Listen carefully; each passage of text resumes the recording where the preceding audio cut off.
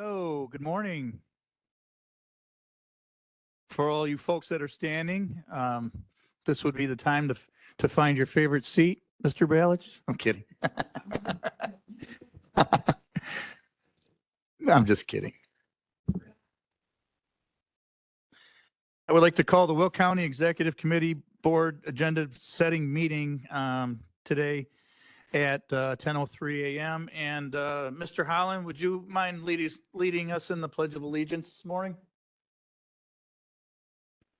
To the flag of the States of America, to the republic for which it stands, nation under the full.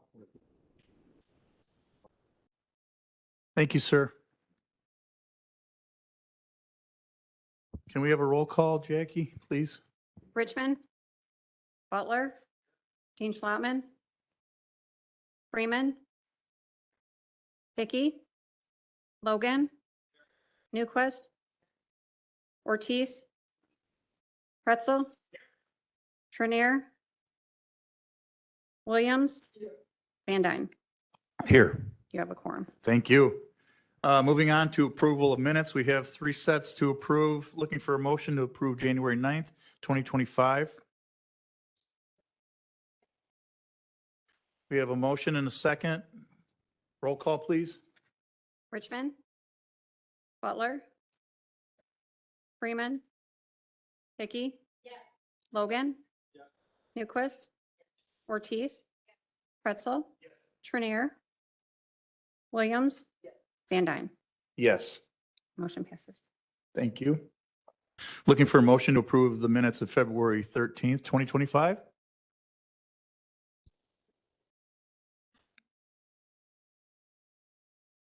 Previous by Logan. Thank you. Any discussion? All those in favor, please say aye. Aye. Any opposed? That motion will carry. Lastly, approval of minutes, March 13th, 2025. Is there a motion?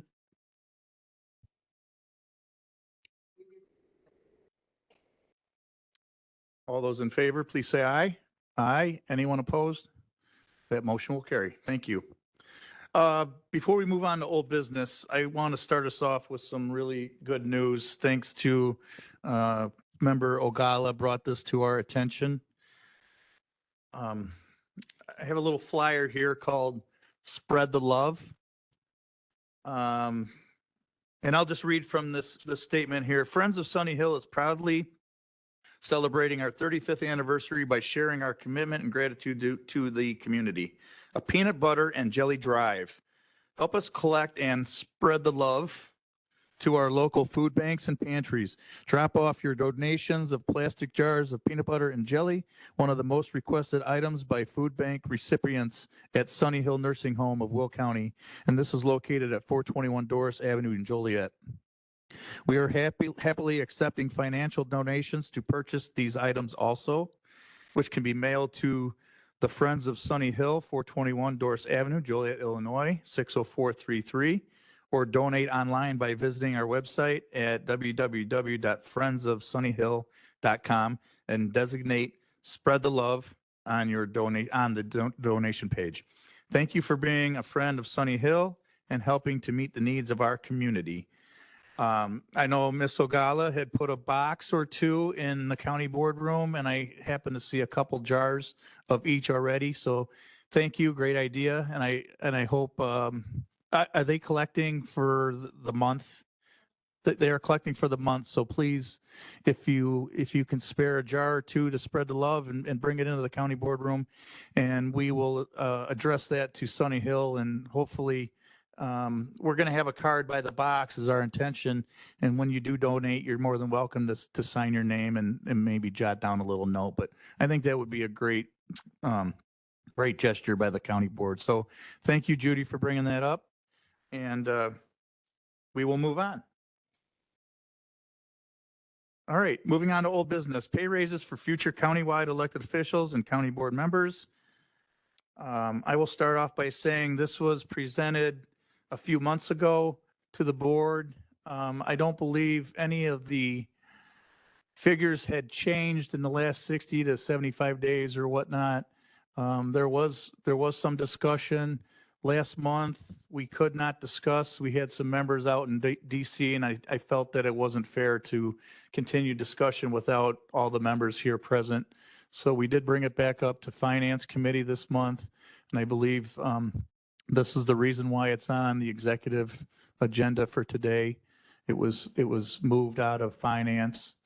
And so with that being said, I could continue to make my comments, but I would like to make a motion. I would like to have a motion and a second to put it on the floor, and then we can open it up for discussion. So is there a motion?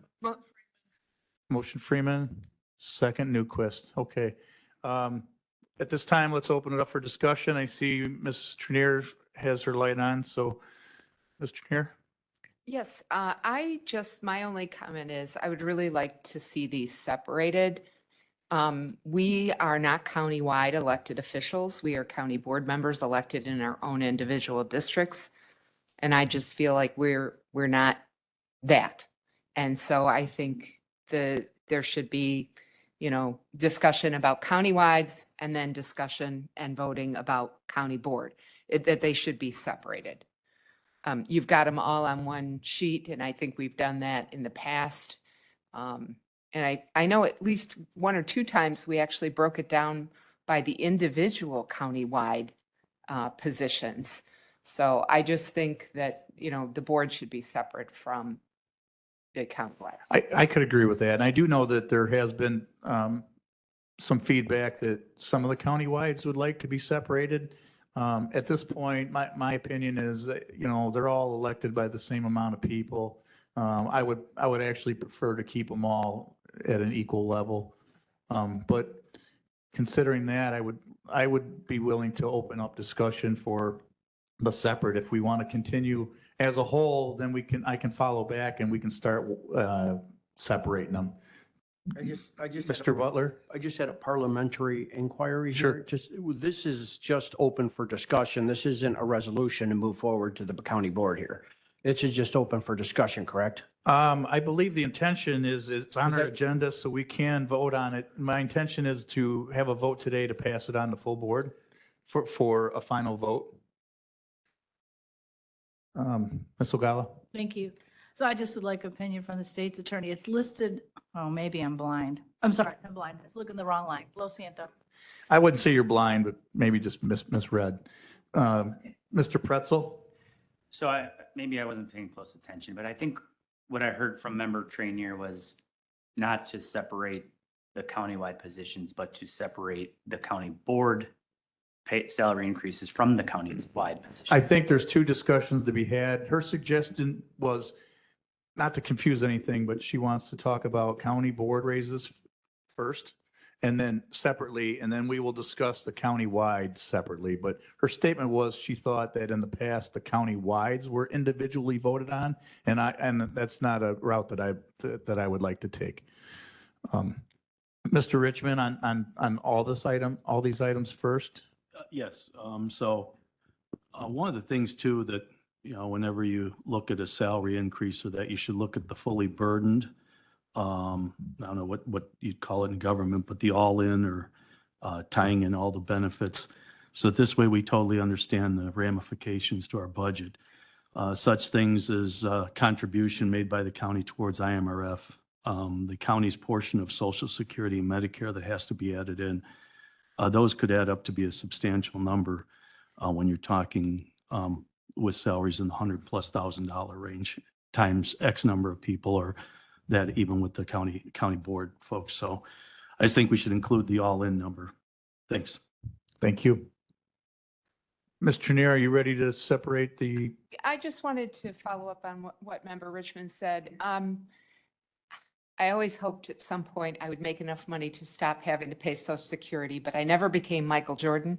He used to pay his Social Security in about the first 30 seconds for the year, first 30 seconds of a ball game. I did get pretty high at one point with my employer, but still never quite made that threshold where I'd stop paying. I don't know what the threshold is today, but I think the percentage is maybe 4.6%, I think.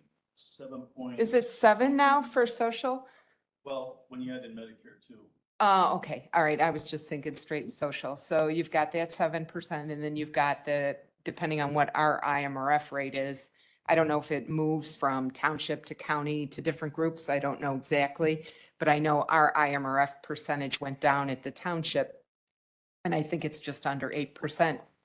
But even adding all of that, at the bottom left-hand corner there where it says total of all salaries changed, it gives the fiscal year increase. I mean, that's like not very much. And if you just added, let's just say you add 10 or 15% to each one of those numbers, again, still cumulatively, not a lot in terms of increase. Because we already pay those Social Security fees, Medicare fees, IMRF fees on their existing salaries. So the difference would be just on the increase portion. So if we look at that very first column, it says the total raises. I mean, that's pretty small. Again, it only goes through 2030, but it's pretty small. And even if you added 10 or 15%, it's to me not a huge number. So I would just comment in that respect. And I might be off on some of the percentages because like I said, it may change from county to township. I don't really know. Thank you. I don't have this memorized on who's on the committee, so I'm just going to go through and any member here, we're going to let them speak and then I'll go back to folks that want to speak for the second time if that's all right. So I got Sherry Newquist next.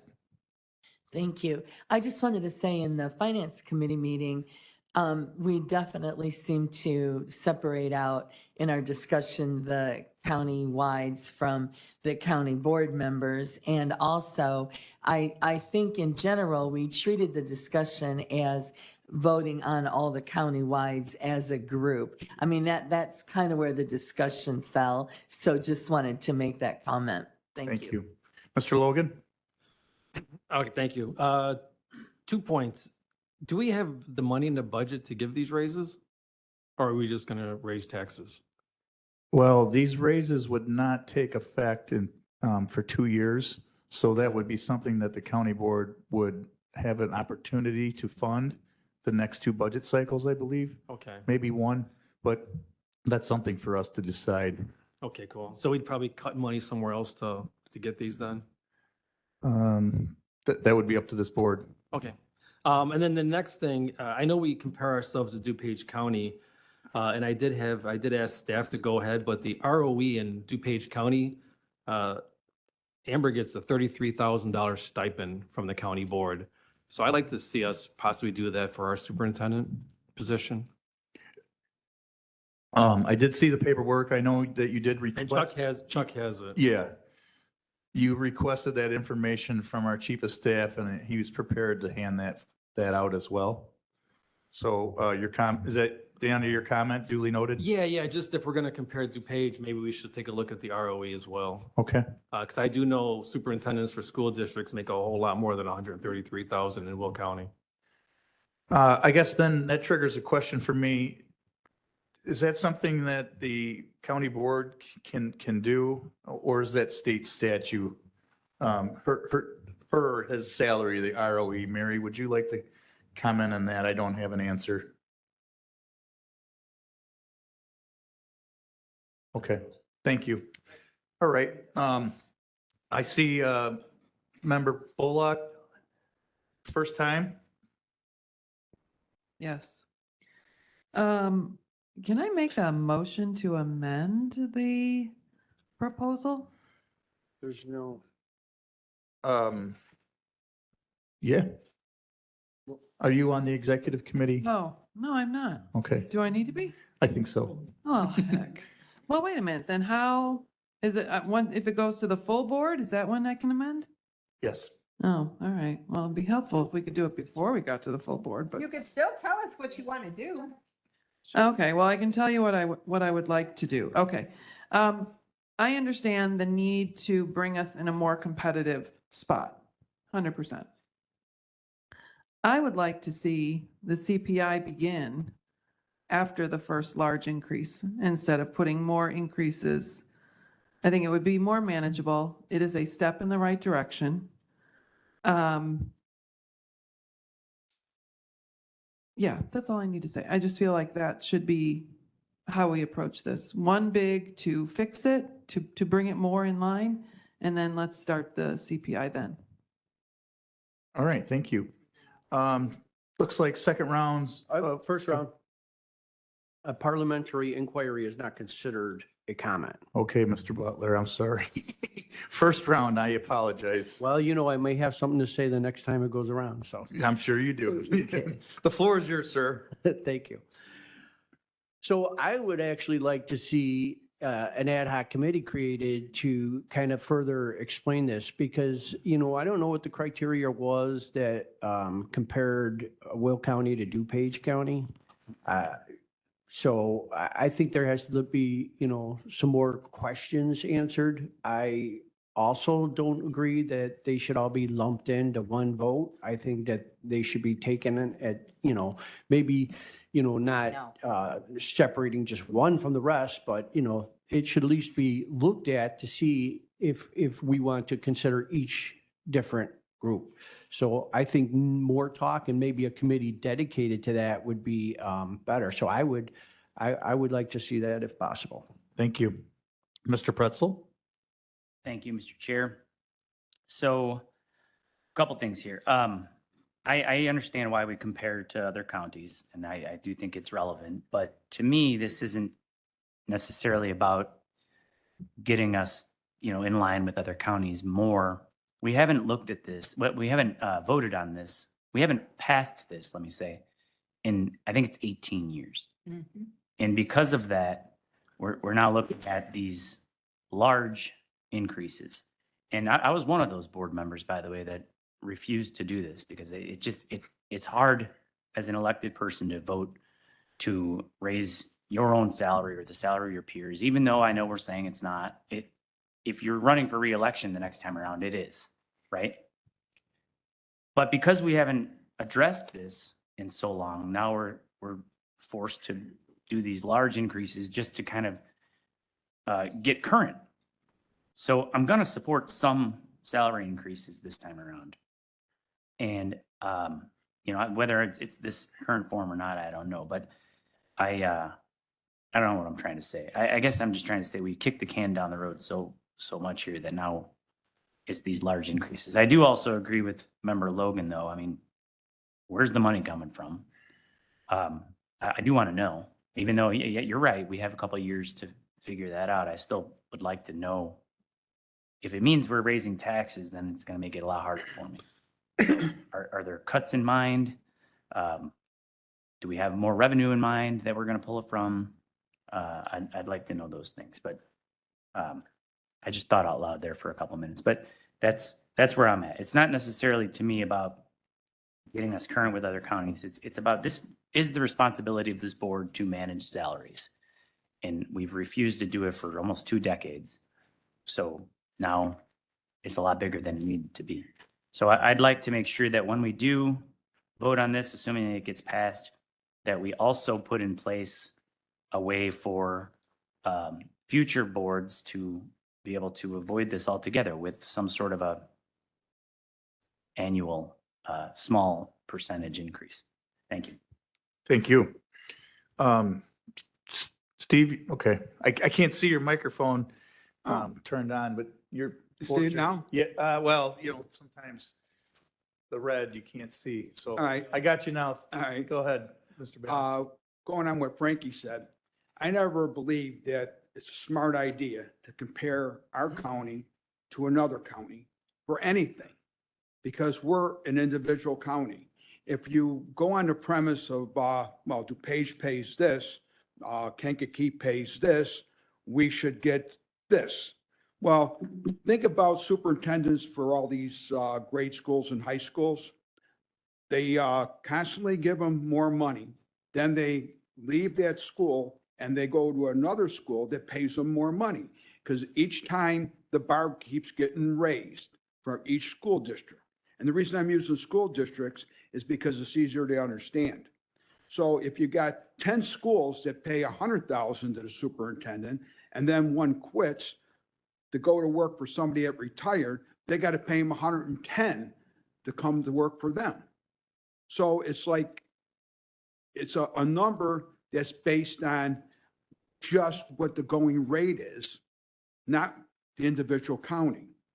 And so it's real important in my mind that if we're going to do raises, that we do it based on what we need as a county. And that it's irrelevant what Kankakee or DuPage or Lake pays, because they're a different county. And they do what's best for them. We should be worried about doing what's best for us. Thank you, Steve. Let's go to Mr. Richmond. Thank you. So just to acknowledge what Jackie said is, I don't know. What I've always seen is that when you get, and if anybody gets any kind of compensation, they get a document on their first hire date or prior to it that says, here, this is how much you're being paid. This is how much it costs the organization to keep you employed, which outlines vacation pay, sick pay, holidays, if there's a contribution towards a 401k match or something like that. And I think what we need to do is we need to take a look at, because we should always be looking at the total cost of everything we do, not just look at a portion of it, because if you look at just a portion of it, sometimes you miss some of the bigger picture. The bigger picture on this is we should be doing this not only for the elected officials, but we should be doing it for the person that's getting hired today at 10:30 downstairs in the HR department, so that they know exactly what they're entitled to, but also they know exactly how much it costs the taxpayers to keep them on the payroll. So I think what we need to do is, and as far as the salaries go, I mean, that's up for discussion or that, but I think what we need to do is include every conceivable thing that people are compensated for, health insurance, contributions to IMRF, because a lot of people don't even know it.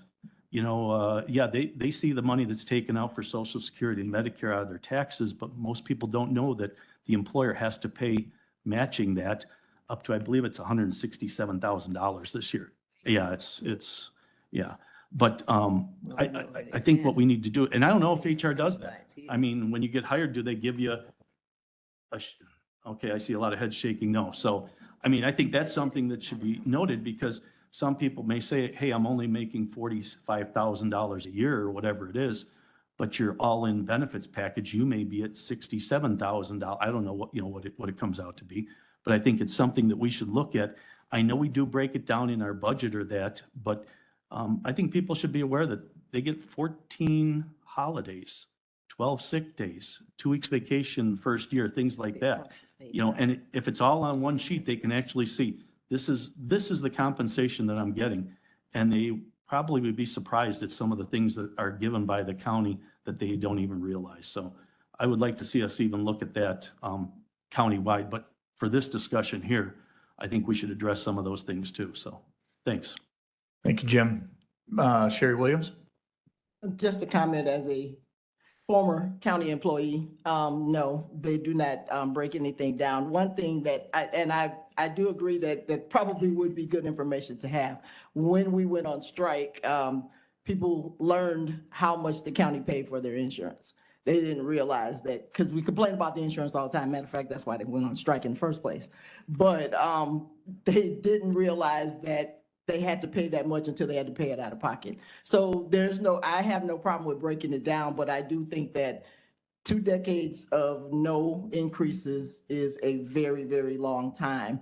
And I also think that we probably, there's revenue producing, I'll just say mechanics in the county that will give us the raises if we look at it from that perspective. So we can afford it, and I just think that this is something that we should be doing. And I'm as a newer board member, that is not the reason I got on this county board. But then when I tell people how much that we do get paid, and these are the people, the tax-paying citizens of Will County, they're very, very amazed that that's all that we do get paid. So again, 2 decades of no pay is way too long, and we should put something into place so that this is just automatic, so we don't have to go through this again. And like I said, a little bit of raise every year, or however we decide to do it, but it should be something consistent, and then we won't wind up in this same predicament. Thank you, Sherry. And Ms. Trenier, I know you're waiting patiently, but I have a new button that was pushed, so I'm gonna refer to Ms. Ogala. Thank you. So Mary, correct me if I'm wrong, as a county board, we can only put so much in for so long. You can't dictate what will continue for years and years and years. Is that correct? So I'm not sure if you're talking about setting the salaries or the budget. The budget you can only do for 1 year. So salaries, how far can we say? You cannot bind a future county board. But that being said, typically the salaries for countywide elected officials are set for 1 term. So typically they are set for 4 years. Whether you want to increase the salary once and they have the same salary for 4 years, or if you include an escalation for each year, that's the way it's typically been done. But it would not be appropriate to have an automatic increase going on to infinity. Right, That's- thank you. I yeah. wanted to clarify And, that. and if I could just jump in and with regard to the regional superintendent of schools, there is a specific statutory provision that allows county boards to provide additional compensation for them to be paid quarterly from the county budget if they so vote to do so. Thank you for looking that up. Thank you. And thank you for that question. I think that helps out a lot. Go ahead. Right, Can- because we've talked about that before. So while people want to see, let's do CPI from now till infinity, we can't do that. So that's something we can't do. But also is what Jim was mentioning is very important is the total paycheck. When I worked in the private sector, we had our total paycheck. We knew exactly what my company contributed, if you participated in 401k, what your maximum, percentage was. We also had what amount of our health insurance was paid for by our employer. So the difference here, and the difference here is big, is the fact that we don't have an employer that makes money. We have an employer that taxes for the revenues that we have. That's a big difference. So I think it is very important for everybody to know, whether you're a current employee or a new employee, your total paycheck. So it is relevant for a countywide who receives county pay, as well as they get IMRF and they get Medicare, Medicaid, Medicare, Social Security, all that paid. They have whatever we pay for the health insurance, that is their total paycheck. And it's important for everyone to know that. So when we hear, oh, county board member only makes like 23,000, which was 22,999 on my W-2, so it wasn't quite 23,000. It isn't the whole paycheck. So it's something that everyone needs to know, because it is a benefit to get the insurance at the rates what we get as a county board member or an elected official. And people don't know it, and when they say that to the public doesn't understand that they're paying so much for theirs that isn't. So I think it'd be really good for elected officials as well as our own employees to know what their total paycheck is. Maybe not, maybe annually, whatever. After they get their bump and increase, it would be nice so that everybody can see what the actual cost is for that. Thank you. Thank you, Judy. Go ahead, Mary. So I just want to clarify the discussion on the percentage increases and what county board can pass. You can pass a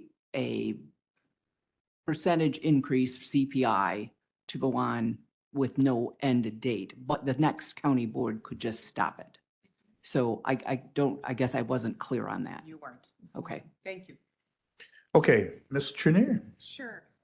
Couple things have come up, so I just want to inquire, and I don't know that the chief of staff will have this, but most often, I know people like to compare us to DuPage County, but actually when you look at population, et cetera, I believe we're closer to Lake County. And I noted that there was nothing on here for Lake County and that you didn't get a response from Kane or Kankakee. I have no objection to considering some sort of stipend potentially for the ROE. Although I think their salary is much higher than what we're proposing for our countywides. And I don't know why although, again, we pay our state's attorney more, we pay our sheriff more.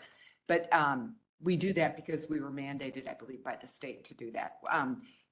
I don't think there's any mandate to do that here. I could be incorrect. I've been through so many of these discussions on pay over the last 16, 18 years.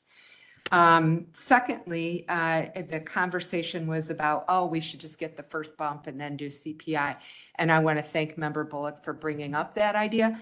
But in fact, by law, we can't do that because everybody has to be paid the same at some point. In other words, for that term. So if we were to do that and just do one bump, then you would have other board members that didn't get the same bump. And you'd be giving them CPI, but they'd still be getting paid a different amount. So normally, if you do this the right way, you do it right after the census takes place and you do it for a 10-year period.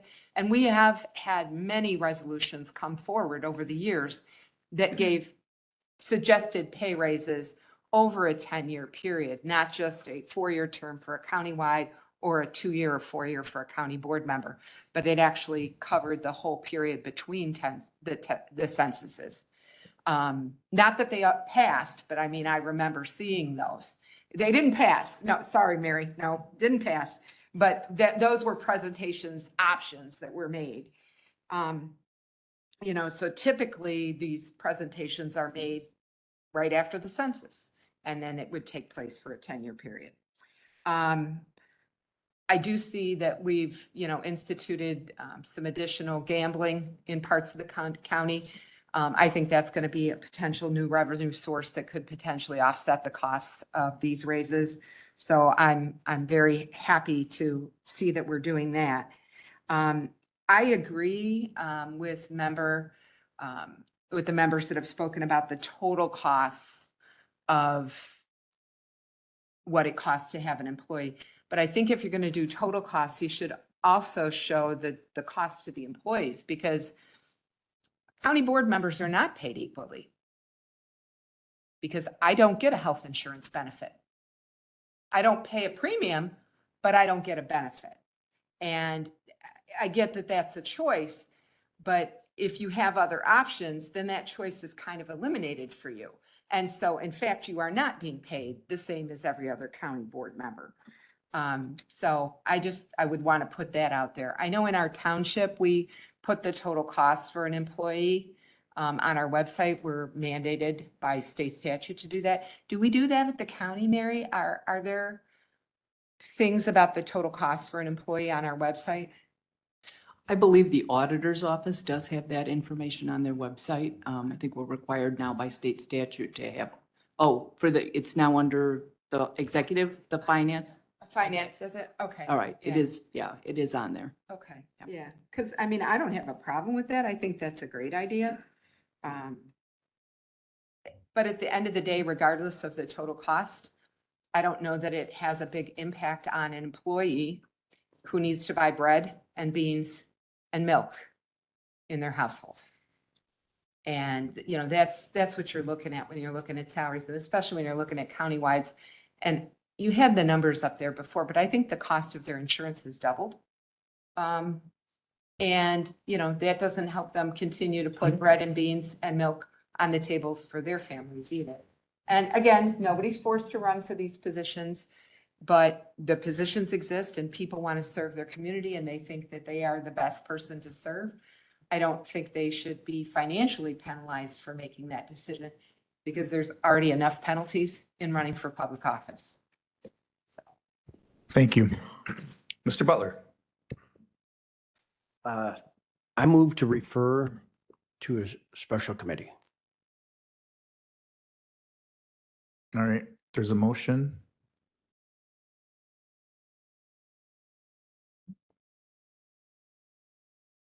I'm sorry?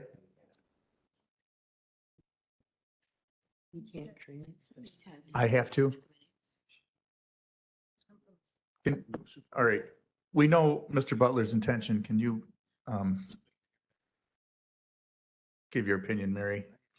So there is no special committee at this point. So you'd have to create, so is your motion to request that a special committee be created to address this issue? Well, on a motion to refer to a special committee that invokes the special committee. There is no special committee.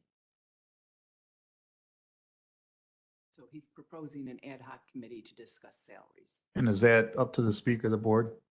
Well, you It's a can motion on the floor. take a vote on it.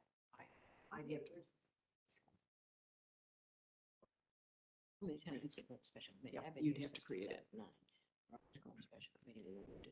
I guess according to our rules, the speaker of the board is the only one that can set up an ad hoc committee. And at this time, I'm not willing to do so. Sorry, Mr. Butler. You set it up. Sometimes we get confused about the rules. A motion has been put on the floor. The only thing it needs is a second. There's discussion, a vote, and then if the vote is in the favor of this special committee or ad hoc committee, then yes, you would set up the committee, the ad hoc committee. Are you saying by direction from the executive committee? Or still the choice of the speaker? Well, the executive committee, Gives a whatever the recommendation or will of the directs the speaker? executive committee is, Pardon? the chair is the one who mediates the executive committee. And the power of the chair is the ability to create that ad hoc committee and however you see fit. But when a motion is put on the floor, there has to be a second, there has to be discussion, and then there's a vote. And if the vote is to. All right, hang on. If the vote is to allow for that, then it would be your responsibility to create that committee however you see fit. All right, Mary, you heard Mr. Butler's opinion. Can you help? I'm going to review the rules. I think there are differences of opinion as to, so again, I'm going to pause and I'm going to review the rules to see how, because Mr. Butler, I mean, and you may very well be right, but the county board in drafting its rules may decide to adopt rules that are different than Robert's rules. So what I need to go back and look to see exactly what the verbiage in the county board rules says relative to creating ad hoc committees. So as long as we remember that creating an ad hoc committee is the right of the chair, that doesn't mean that when something is referred to committee, that that committee should not take place. If a topic needs specific or more further explanation, investigation, I heard a lot of questions that were answered that there were no answers for. Those should go to that committee. Those committees should meet with all the parties involved, get that information, and then when those questions are answered, they can come back to this committee and give their recommendation of, or explanation of what this is. Because this doesn't answer the questions that were put forth today. In the meantime, I will come back to you. Give our state's attorney a chance to figure out if we can, how we need to proceed, but I will definitely come back to you. I know your intention and we'll go that way. Let me call on Mr. Newquist first and then Mr. Pretzel. Thank you. This is a comment on framing this discussion. So first of all, I agree that it is very useful to get information on our full benefits. What our benefits are besides our salary. I have no problem with that. But I think that we need to separate out a discussion of employees because that is completely different from elected officials. We as elected officials, we don't have sick days. We don't have paid holidays. I mean, so I just really think that for purposes of elected officials' salary, we should stop talking about county employees, number one. And number two, I know that there are people that don't feel that we should be compared to other counties, but given that we don't that's the information that we have essentially. The salaries that we see from other counties also do not include their full benefits. I mean, presumably, elected officials in other counties have health insurance. If they're countywides, they have IMRF, but we don't know what that value is at all. So I think it's legitimate to look at salaries versus salaries. We're comparing apples to apples at that point. So those are just comments I want to make about framing this discussion that maybe allows us to compare apples to apples, like I was saying. Thank you. Thank you. I called Frankie next, but I did see Member Winfrey, but I'll go to you, Frankie, and then Miss Winfrey. So go ahead. Well, thank you. So And I got Richmond, and then I'll add you, Vince. I appreciate what the very distinguished member from Frankfurt is trying to accomplish here with the ad hoc committee. Because obviously we have a lot of discussion here. However, I feel like when we establish these ad hoc committees, you know, it's a month till we vote on it. It's another month till they meet. They have these hour-long discussions for 6-8 months. I mean, you're kicking the can down the road another year by doing that, where I feel like we only have maybe a few hours of discussion to get where we need to go on this. So I'm not going to support Member Butler's motion to establish an ad hoc committee, because I feel like, you know, I think we can hash this out, even though it's going to take some time. We may end up kicking this to May or even June, but I do think we can iron this out. I think we all kind of see that this is necessary, maybe not all, but many of us see this as necessary. Many good comments are being made. I do agree. We need to know what this is going to cost. So I'm one of those that's not going to vote on it until I know what the total cost is, and that includes benefits, whatever they are. But I don't necessarily think we need to go to an ad hoc committee. But we do have some discussion to be had here.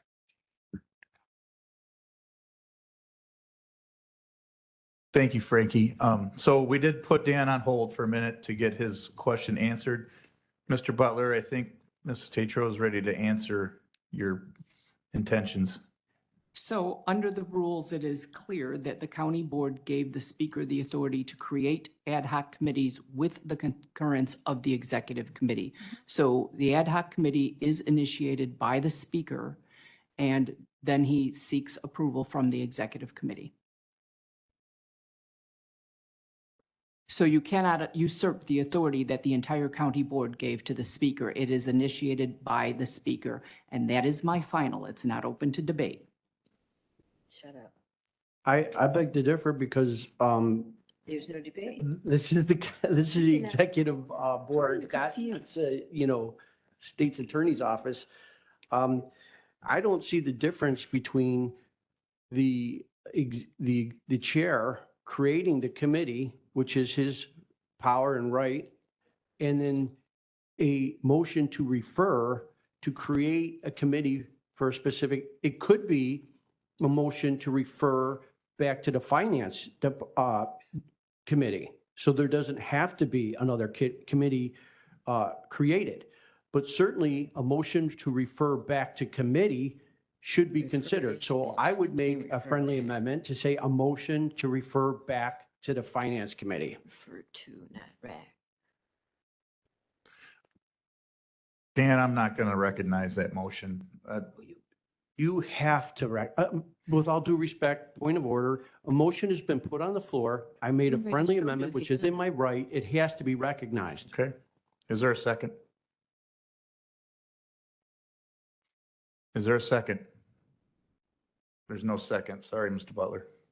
I accept that. I'm not trying to be difficult. I'm just trying to keep things moving, and I want to respect the state's attorney's office on their opinion. I know a lot of us might not agree, but certain folks are put in position to try to help us out, and I'm not an attorney. You may know Robert's rules better than me. I know you do. But with that being said, I'm gonna go. And I respect everything you said, and I have no problem with that. I mean, Close his but microphone. all we have as board members on this committee or on the board in general is the ability to speak our mind and put things forward. So True. if it doesn't get seconded, it doesn't get seconded. right. I'm okay with that. Thank you. Thank you for that. Okay, I have a list here. Sherry Newquist, did, oh, yeah, I'm not on well, the I was committee, right, so I was yeah. gonna ask. I forgot to scratch off a couple, I'm sorry. Mrs. Winfrey. Oh, okay, because I'm not on the committee, so, That, no, I'm that's fine with fine, your but you know, it's hard to keep, everybody has their Okay. opinion on this, so that's fine. okay. I'll just a couple of things. I used to work in the private industry and we did get the booklet every year with all our benefits. But that's done by HR for people who actually work for the company, which would be the same as people who work for the county. For elected officials and county board members, it's fine to have that, but we don't have jurisdiction over the other people. So that would be an HR function, not ours. As far as having some separate committee to talk about this, that's how we got here. And I've been here since 2009, and every time that this has come up, there's been, well, what do other people get paid? Then you parse it out. Well, we don't do this and they do that. And it cycles and cycles and cycles, which is exactly how we got to this point. So personally, I would say that we need to stop doing that. We need to get on board with what we need to do, and that is set some salaries for county-wise and for county boards that are reasonable. We're going to have to bite a bullet because we have put it off every year, every time it's come up, and allowed ourselves to delay it for the next time. So now we're at a spot where it's do or die. We're going to have to do that, whether we use gaming revenues or however we do that. And we'll have to budget for it the same as we do for the contract employees, for everybody else. We budget for it, plan for it in the next cycle. Budget season is coming up. We have to sit down and think about whatever we agreed to give people, plan for that and do it the same way. It's not different than anything else we plan for. So I would support us going ahead.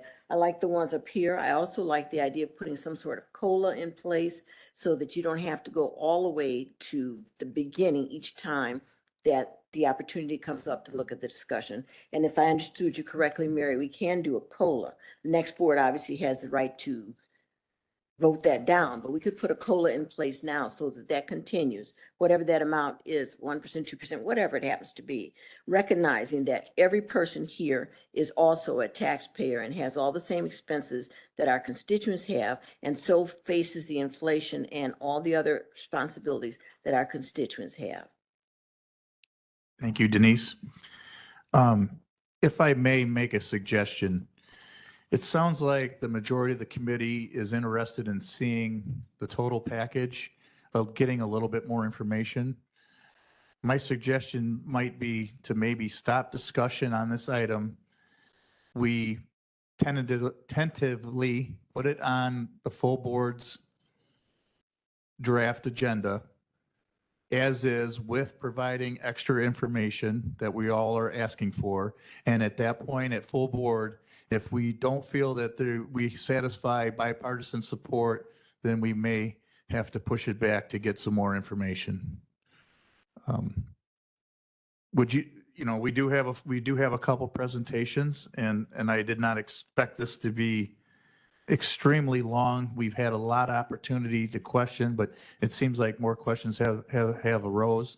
Would you guys be in favor of taking that approach by a simple nod of head? Would you be willing to move on, Ms. Ogala and Mr. Richmond? Or do you have something to add? Yes, no, I apologize if I convoluted employee with county-wides. The question was, if we're not doing it for ourselves, are we doing it for the employees? Because that type of information, I think, is valuable to the employee, as well as the people that are on the finance committee, so they understand what the all-in is for. So I apologize if I kind of intermingled two things, but yeah, we can move forward. Okay. And staff, is it possible to get that information that the committee's looking for out ASAP so they can take a good look at it? We'll start on it this afternoon. Okay. And I think, so let's go to Ms. Ogala. Okay, I'll go Ms. Ogala and then Mr. Logan, and then we'll wrap up discussion. Thank you. I think we're not putting county board members, county elected, county board elected officials, county-wide elected officials, and employees all together, just that everybody needs to know their total package. And if a county board member doesn't choose to take their insurance, which I also don't do, it's still a benefit to me should I decide to take it. It's not like I don't have that option. You always have that option. I also think, and I'd like Mary to clarify, that as a county board, we're the ones that set policies. And if we would like HR to provide a document to our employees that gives them a total package, can we do that? I think we should be able to do that. And other counties, then one more thing that we're not talking about here is the fact that, granted, there haven't been increases for a very long time. I recognize that fact. But also has to be recognized the fact that you here sitting in this room as elected county board member do not have the same responsibilities as county board members in other counties due to the executive form of government. Your responsibilities are less. That's a fact. You do not have the same responsibilities. The executive's office takes on a lot of the work that the board members in other counties do. So that should be recognized. Just keep that in your minds. Thank you. Thank you. Mr. Logan? Two things. Do the county-wides get a stipend from the state? And should that be added on this? Because I don't know if they do or not. I thought they did, but it's not on here. Some of them do, yes. Some of them do, and Yes, it's it's like like $6,500. $6,500, so that would raise some of these to almost $100,000. Approximately. And then the next question I have is, I know as a teacher, for years, I had to pay my own pension, and then it flipped to where the school started paying the pension. Do they pay their pension or do we pay their pension? It's split. So it's set by statute. There's a percentage paid by the employee and a percentage So you could paid add by another the 4% employer. then? But it's a much larger percentage that's paid by the employer versus the employee. Okay, so, because when I retired from teaching, my salary was quite a bit more than I thought it was because they added all those things in there. So I'm just kind of piggybacking on what Member Richmond said, that we should add all those numbers in there. And in response to Member Ogala's question, so you can, as a policy, say that this information should be provided to employees. You cannot tell an elected how to do that, how to perform that function. So as of right now, that information is on the website and the employees have it. But I'm sure if you have a discussion, the elected official may say, yeah, it's a good idea to give them that information. I know with collective bargaining for the executive branch coming up, a lot of that information is put out there for the employees during collective bargaining. Okay, so Speaker Van Dyne, can we add that base salary? Can we put those stipends in there so it's more reflective? of Yeah, what they actually make? any information that was mentioned today that I staff don't think can, anybody mentioned that stipend. well, you just did. So what I'm saying is any information that this committee or any other members wanted, we will have staff work on that this afternoon to try to get as much information as we can. You're welcome. And I'll go to Mr. Butler one more time and then please, let's end this discussion so we can move on. This is just a clarification. Yes, sir. I'm wondering, are you asking for a unanimous consent? Is that what you're asking for, or by a nod? Or are we going to move this forward to the board? I'm going without to a vote? I'm going to take a vote right now Okay. to I just move wanted it to full board. And then if we're not comfortable at full board, then I will ask to have it removed.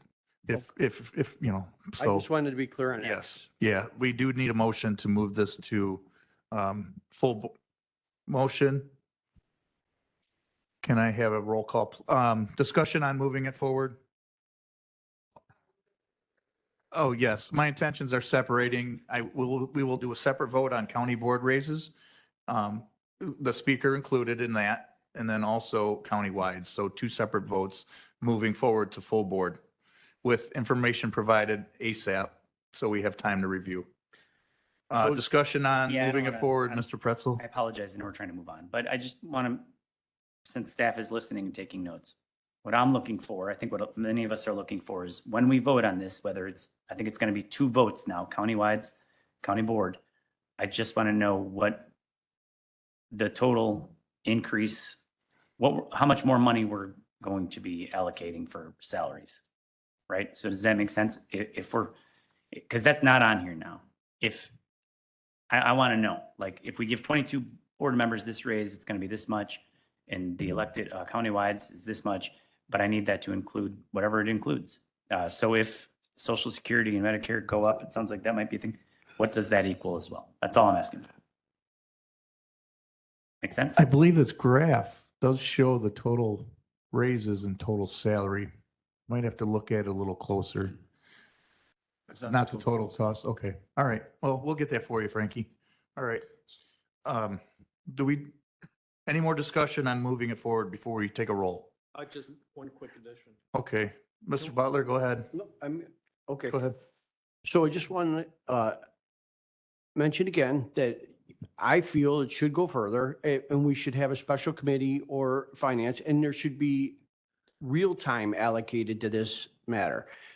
I believe many times when this is brought up, it's brought up in a committee and a pile of other things, and there's not a whole lot of focus, and there's questions that are asked that are not answered when it comes back around. And I think that's part of our problem of going around in a circle, is that we haven't had a thorough look at this. And so I'm going to be a no on anything that doesn't involve that. With all due respect, and I love how you say that because then you can disrespect somebody, but I'm not going to. This information has been available for at least 2 months. And as the speaker of the board, I've only had maybe 1.5 comments on this graph and this issue. So it looks like we're having a detailed discussion now. It could have been happening over the last 60 to 90 days. So that's all I'll say about that. And then, Mr. Logan, before we move on, one more statement before I take roll. Yeah, I would like to see the ROE added as a elected official. So I know the sheriff and the state's attorney, they don't get stipends, but I do know the ROE does. So if we're doing elected officials, we should add them. Because I know they do get stipends in other counties for a fact. Okay, Mary. So your question is to add them for additional compensation over and above what the state sets for the salary for the regional superintendent of schools. Correct. Right, so he's asking that they be added to the list of countywide elected officials for consideration for additional compensation. ROE? Yeah. And also the state's attorney stipend and also the They sheriff. don't get No, we don't. Yeah, those two do not. Their salaries are set by state statute. And There is no. Only.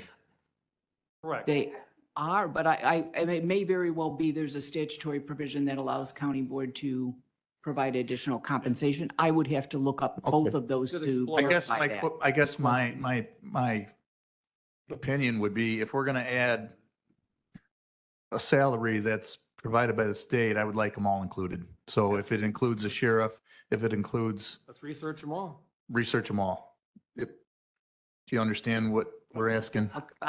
If he's I do. asking for information about all, He's asking about the ROE, but I would like all of them included. then. okay, that's fine. Yeah. Mr. Speaker, Mr. Neer?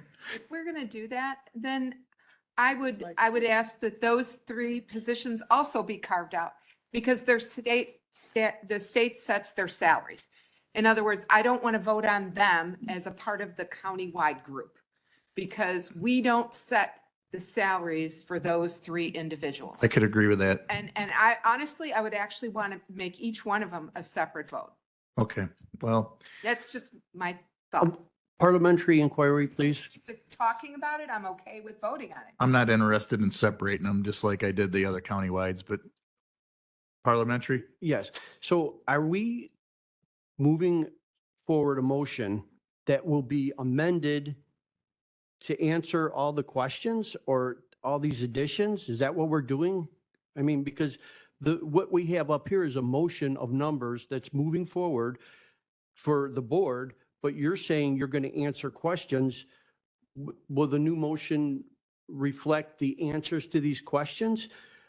That's what I'm saying is, I know could. that, we've talked about this a lot, but we have all these questions and still unanswered. Is it proper to move forward a motion like this with the intent of it being different than what it is being moved forward as? I mean, You're not gonna move it forward anyway, but maybe the committee wants to.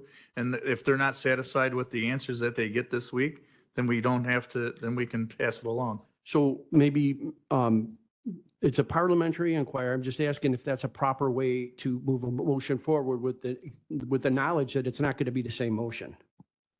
So I don't think it is a different emotion. I think the motion is to move forward the numbers that are on the board, but that this information be provided so that they can consider whether they want to keep these numbers or not once it gets to county board.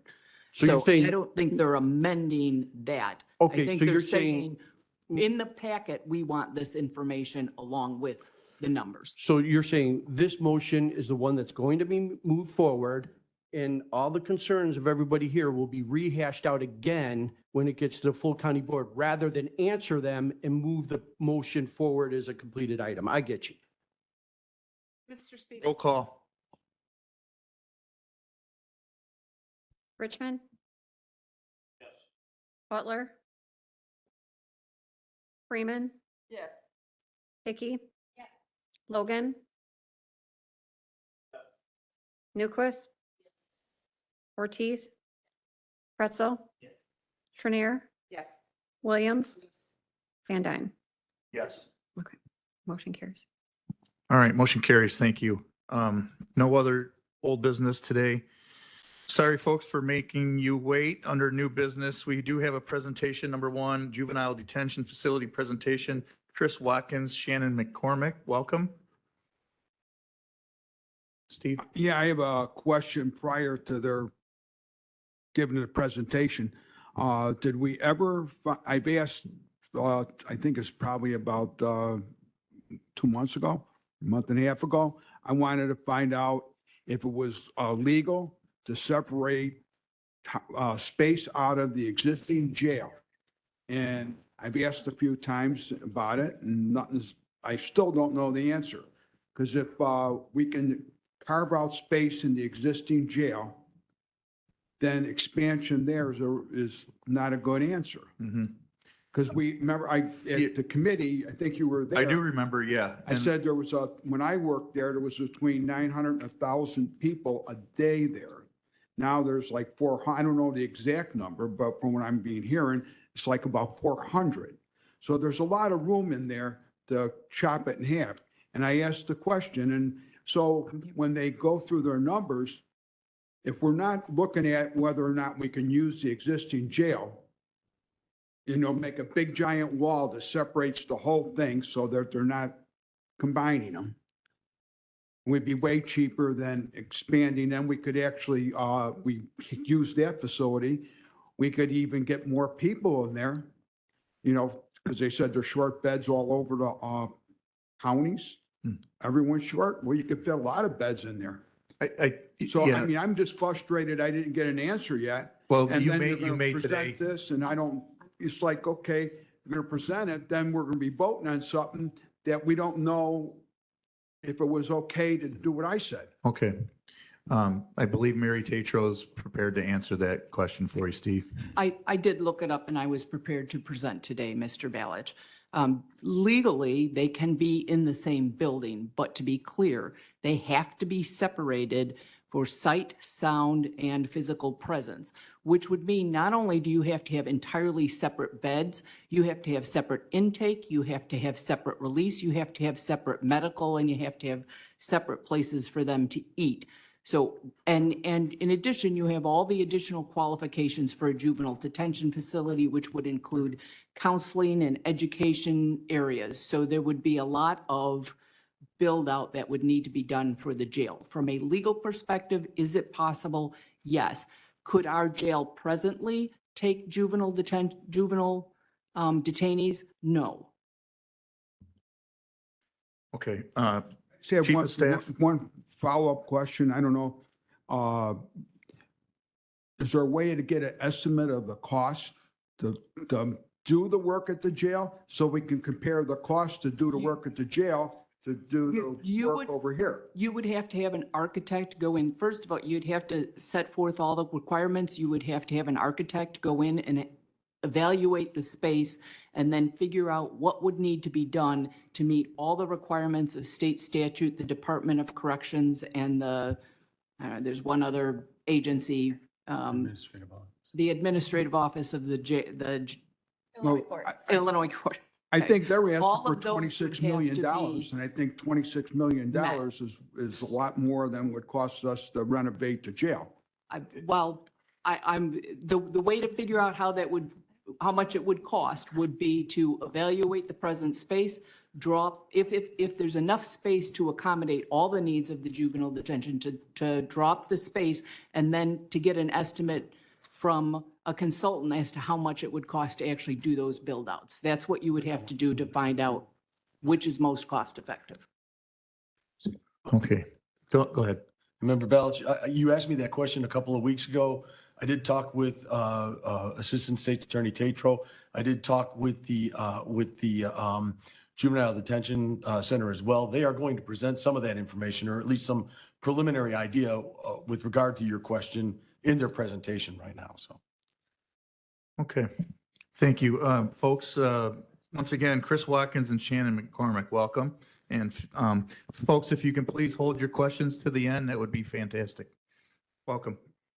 Thank you very much for letting Chris and I speak today. So my name is Shannon McCormick. I'm the superintendent of River Valley Detention Center, and we are going to discuss the 3 options here regarding River Valley Detention Center. So next slide, please. Like I said, the 3 options are to house the youth of Will County elsewhere, to house, like Mr. Balich said, at the Will County Adult Detention Facility, and then to continue to house our youth at the River Valley Detention Center. Next slide, please. So to house the youth elsewhere, at approximately, for 16 youth, at around $225 would be the per diem for bed space. That is about the range that is typically going for any detention center within the state of Illinois. It'd be approximately $1.3 million. And that is just merely for the youth to have a room there at the facility at night. That doesn't include any additional costs like transportation, any additional medical care, any other costs that might be included. That is just specifically for the bed space. And then for fiscal year 2024, the net cost for Will County was $2.6 million. And that was strictly for the net cost for Will County. And unfortunately, at this time, looking elsewhere, there is no bed space available. Like we discussed, no detention center in Illinois is taking any out-of-county youth besides their specific counties, or if they have current intergovernmental agreements. They just don't have the staffing. There's a lot of standards that we have to uphold, and they are not taking any out-of-county youth that they don't have already. If we house elsewhere, we would also lose that out-of-county revenue that we do take in from the counties that we house right now. And last year we had $400,072 and $500 revenue that we brought in from the out-of-county counties that we house. So currently we house Kankakee County, DeKalb County. We are also helping out Sangamon County, and we are currently working on a contract with Grundy County. And then the next slide would show on the map of Illinois where the detention centers currently are in the state of Illinois. So you can see we're up there at the top, and then the closest would kind of be Kane and Cook. Cook does not take any out of counties. Kane, unfortunately, I spoke with their superintendent yesterday. They are absolutely not taking any other out of counties. And then the other ones would be a real logistical nightmare, transporting and any other things like that. And like I said, the $1 million would just be for the bed space. It doesn't include any additional costs. And if you guys have any questions, please feel free to jump in and interrupt me at any time. Next slide. So the next slide would discuss housing at the ADF here in Will County. And that first automatic would require approval from our oversight, which sure. Yeah, I'm sorry. I tried to make it as big as possible. No, there you go. So first and foremost, we would have to get approval from our oversight. Like Mary stated, the residents do have to be sight and sound separate. So we would have to get approval from Illinois Department of Juvenile Justice, and which Chris actually did speak with our oversight, John Albright, and he'll be able to speak on that.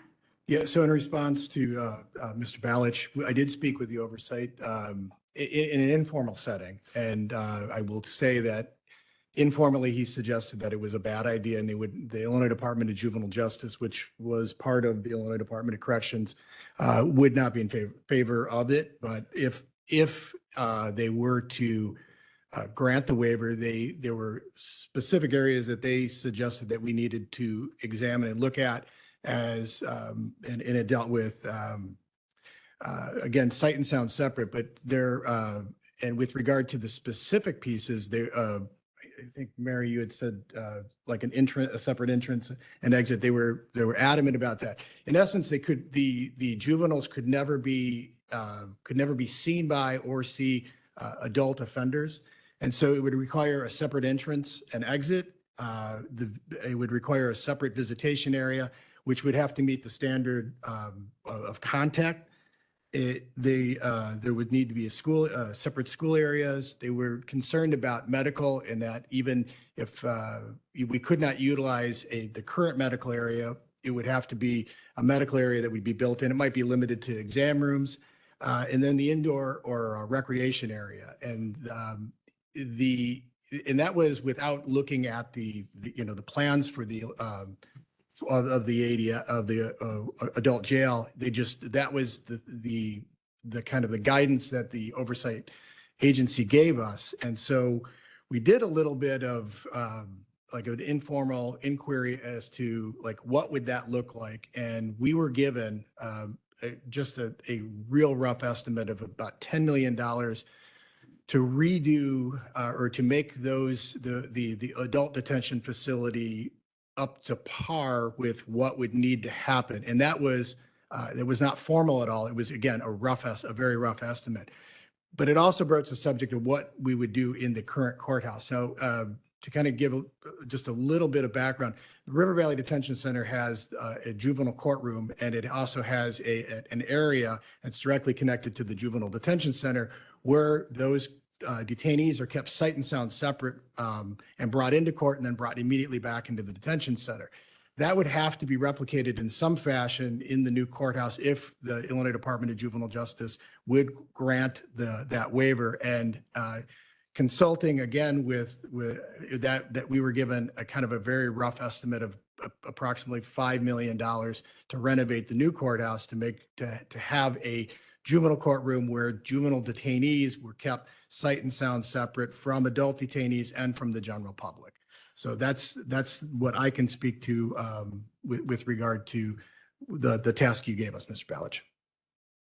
So continuing on, if we were to be housed at the Will County Adult Detention Center and to close River Valley completely, like Chris said, the youth would be housed at the ADF, but that would also be a displacement of a few more departments, considering the juvenile courts, the juvenile judges, as well as the court reporters, the bailiffs that are currently there, the circuit clerk, CASA that is currently there, as well as the juvenile state's attorney, the juvenile public defender, and as well as juvenile probation. So the building as a whole is not just the detention center, it also houses all of those other departments, so that all of the juvenile justice system for Will County is just right at a one-stop shop for all of those juvenile needs. So there would be a potential savings to the county if that were to happen. It would be roughly $500,000 to $750,000 per year. That would be a cost savings through the medical and the food services, but that doesn't take into account the loss of the out-of-county revenue that we currently do bring in, which is between $400,000 to $500,000 a year currently at this moment. Next slide, please. And then the last option would be to continue at River Valley Detention Center. So there is going to need to be a few upgrades to the physical building itself. Currently, we have one standard that we need to make some renovations to, and that is that the Illinois Department of Juvenile Justice standard states that all visits shall be contact visits unless specific concerns preclude contact visits for identified individuals. So there we have a non-contact visitation area that would need to make some structural changes to. So that would be a cost that we would have to look into. And there are some additional physical upgrades that you will see on the next slide that I'll show you. It was too big to put on this one, so that we'll check that one out in just one second. And then the next was, we'll be looking to upgrade our staffing. So currently we have 28 juvenile detention officers. And with those numbers, we can currently house about 30 to 32 residents, but I'm hoping to increase those staffing levels so we can bring in more residents to our facility. So the next slide you'll see, it will show the facilities assessment in the areas that do need to have some attention brought to it through the facility. So at the bottom, it shows a rough estimate of, I believe it is 1.7 million that needs to be done throughout the whole building. And that doesn't just include the detention center, that is the building as a whole. So the building automation system, a body scanner for the contact visits, because we've noticed from other facilities, there's a lot of contraband being brought in through contact visits, and that is something that we do not want to happen in Will County. So we are trying to stop that before it happens. So a body scanner is something that we are looking into. There's some kitchen equipment that needs to be upgrading, painting in one of the pods. That's just a little bit of cosmetic work and some shower epoxy. The airlock system needs a little bit of tender love and care, as well as the air handlers, the dryers, some washers, little gutters, just a couple cosmetic things that you can see there, but still a little bit a better pill to swallow than the 10 million and the 5 million from the adult detention center. And then the plan going forward, if we do continue at River Valley, next slide, please, would be obviously to increase our staffing to about 35 to 39 staff, which our salary is reimbursed 100% through the AOIC. And the only thing that the county does pay for is the benefits portion. And that would increase our capacity to about 45 to 50 residents. So doing that, I would inquire to bring in additional counties to our building that would increase our out-of-county revenue. Like I said earlier, I'm currently working with the director of LaSalle to bring in Grundy County residents. So we are currently in the process of that to bring in those residents to us. And then I would also look at bringing in Kendall County. Rock Island County does call us, I would say weekly, to have us house their residents with us, but currently I'm not able to because of our staffing levels. And then I would target those southern counties, because you could see from the picture earlier that there is no detention center down in the southern county because that facility actually was closed last year. But if we targeted Rock Island in those southern counties, we would have to have virtual court as an option. And I'm currently working with Jason Donish to bring in Wi-Fi to the facility. We're actually having a wireless survey done next Monday. So we are already on top of that. So that would be the end of the presentation, or that's the end of the slides. Thank you. Now we'll open it up to questions or comments. I see Mr. Neer first. Thank you. Both myself and Leader Williams actually paid a visit to the facility a couple months ago. And we had some questions afterward. I was told that there was 400,000 in the capital improvement budget for the parking lot, but I noted on your slide up there, it's a considerably less amount of money, 190,000. So I'm not sure why the big discrepancy in the funding. So that would be one question. The other we noted was that there were some repairs that needed to be made. I understand some of them have actually been made already. Wallpaper falling off the walls, things like that. Junky equipment just hanging out in weird places. But more particularly had to do with the air handling. I mean, it was very chilly in certain parts of the building. And I don't know whether air handling would address that or if new windows were what would be required. I can't really say. I don't recall when the building was built, and I don't think you mentioned that in your presentation. Sure. The building was built in It became operational in 99. 1999. Okay, so it's 25 years old. Yes, and currently facilities is working on bringing in a new automation system. So that would correct all of those chilly spots and warm spots. Okay. So they are aware of it and they are working diligently on upgrading that as we speak, actually. And are the windows worth anything? I mean, are they in good shape? I have not heard that they weren't. I just wonder, because that's usually a lot of air leakage windows. I can look into it for you, but Yeah. I haven't heard that they are bringing any breeze in, but I can look into it for you. Okay, yeah, that was my only question. Thank you. Thank you. I have Mr. Butler and then Ms. Newquist.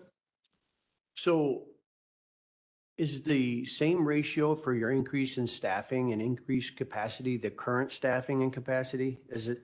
So the current staffing right now, I have 28 juvenile detention officers. And with that, I could have 30 residents because there's a staffing ratio that I have to abide by through our standards.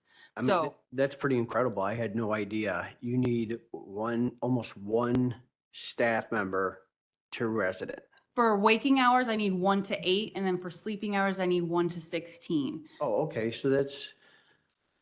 But so- if you look at, anyone is more than welcome to come for a tour, but there's spots, it's kind of hard, like schooling and things like that, and. If I may, it is not on a daily basis. Yes, no, That's. there's not total amount of 28 people staff. there every So day. You're accounting for 3 shifts and in some cases, 3 sets of days off. So there is a staffing workload. It's a dated one that the administrative office has put together, which kind of indicates what the workload is. But standards have changed. But so the increase in staffing or the staffing ratio changes as the number of kids increases. So you're less efficient. The smaller the facility, the less efficient it is. The larger the facility, the more efficient it is with regard to staffing. That's kind of an awkward way of saying it, but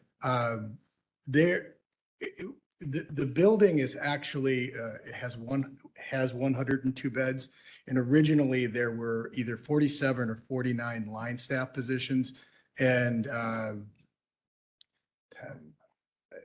think 12 or 13 supervisory positions. That's all been scaled back over time because of the population. We simply weren't at those higher population. And so it's not, it's hard to say. So if they increase their line staff to about 38, we're looking at 50 residents on a daily basis. But again, it encompasses days off and multiple shifts. So could you repeat those stats again about 1 to 16 and the? Sure. Waking hours is 1 staff to 8 residents. And then non-waking hours is 1 to 16. 1 staff to 16 residents. When they're sleeping? Yes. Okay. Thank you. Of course. Thank you, Dan. Sherry Newquist? Thank you. So if we went ahead and made the improvements that you're looking for, the 1.7 million or whatever the approximate cost is, how, and I know you can't answer this with any degree of certainty, but how long do you think that would last before other major improvements or upgrades would have to be made to the building? That's a wonderful question, one that's probably better suited for facilities. But it's my understanding that these are the improvements that they're looking at, more of a long-term solution to problems with the building. The parking lot would last for quite some period of time. Some of the like the washer and like the kitchen equipment, those are things that have been around for quite a long period of time. So we would expect that, at least hope, that they would last for a period, quite some time. And I don't believe there's been any major upgrades to the current air handling system since 1999. So again, we would hope that if we did these things in 2025, that we would look at another 25 years. So this isn't a quick fix. It's basically long-term setting up. And I mean, of course, there's things that you can't predict or control. Okay, thank you. Thank you, Sherry. Mr. Richmond? So thank you very much for coming out and providing us with this information. So if I'm hearing you correctly, you're running at about a 16 to 17% utilization, something less than that, of the facility per bed, population per bed. Will County, yes. Yeah. And you're looking to possibly get to 50%. Yeah. Yep. Okay. Spending $1.7 million. And I appreciate my colleagues asking about the life expectancy because that was one of my questions of the facility. I do remember we were talking before about bringing in an automation system that was going to help solve some of the problems with that.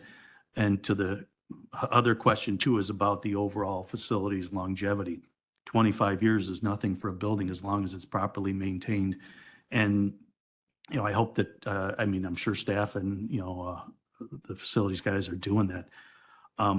But we got to make sure that we've got the other portions of the power plant, because I've seen where we had a boiler in, I think, Sunny Hill that was 16 times its size and was the size of this room, and now it's the size of your refrigerator at home or something like that. So we want to make sure that we capture everything.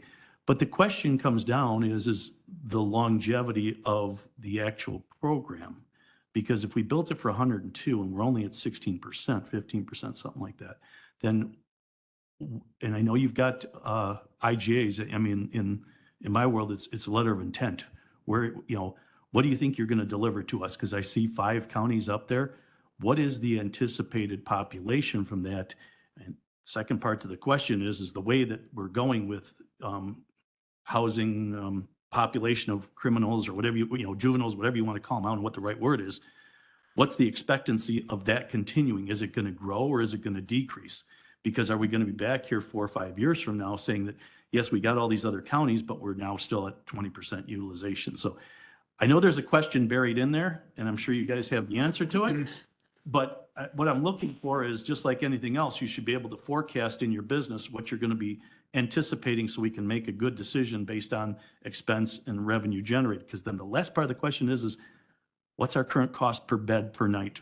Oh, yeah, that's, So- easy. That one I can answer real Okay, fast. so yeah, so take it away. So I think your question requires 2 answers, Mr. Richmond. So first, the reason why I guess the presentation is this: when we look at the options that are out there, when we're going to have, what we're going to do with our 16, 15, 20 kids, is it cost effective? And we have to be stewards with the taxpayer dollars. And that's why we've generated the presentation. We've tweaked it. We put it together. The way we see this is between ultimately housing our kids someplace else and housing them at the detention center, we're cost effective. We're still, it would cost us more, whatever option that we chose, we would be putting them some other place. So with regard to the specific cost per bed, 225. 225. Now That's for the population, because I think I heard you say that the salaries are paid by the state, Yes. some other taxing body. So it's still taxpayer dollars, but it's not coming out of Will County residents' tax bill per se. Correct. per se, yes. Yes. Yeah, so to answer that, the Administrative Office of Illinois Courts reimburses the salaries of approved positions. So all the line staff, all the supervisors, and a vast majority of any of the administrative staff is reimbursed through the state. Again, it is taxpayer dollars. It's just not specific to Will County. And then what does that projection look like going forward? That's a really good question, because it was built with the projection saying we're building this looking at we have to have the space to eventually expand it. We were in the 90s, and the early 90s were there was a lot of incarceration, and the thought was that we were going to move forward with more incarceration. Things have changed, whether it's so there's less incarceration.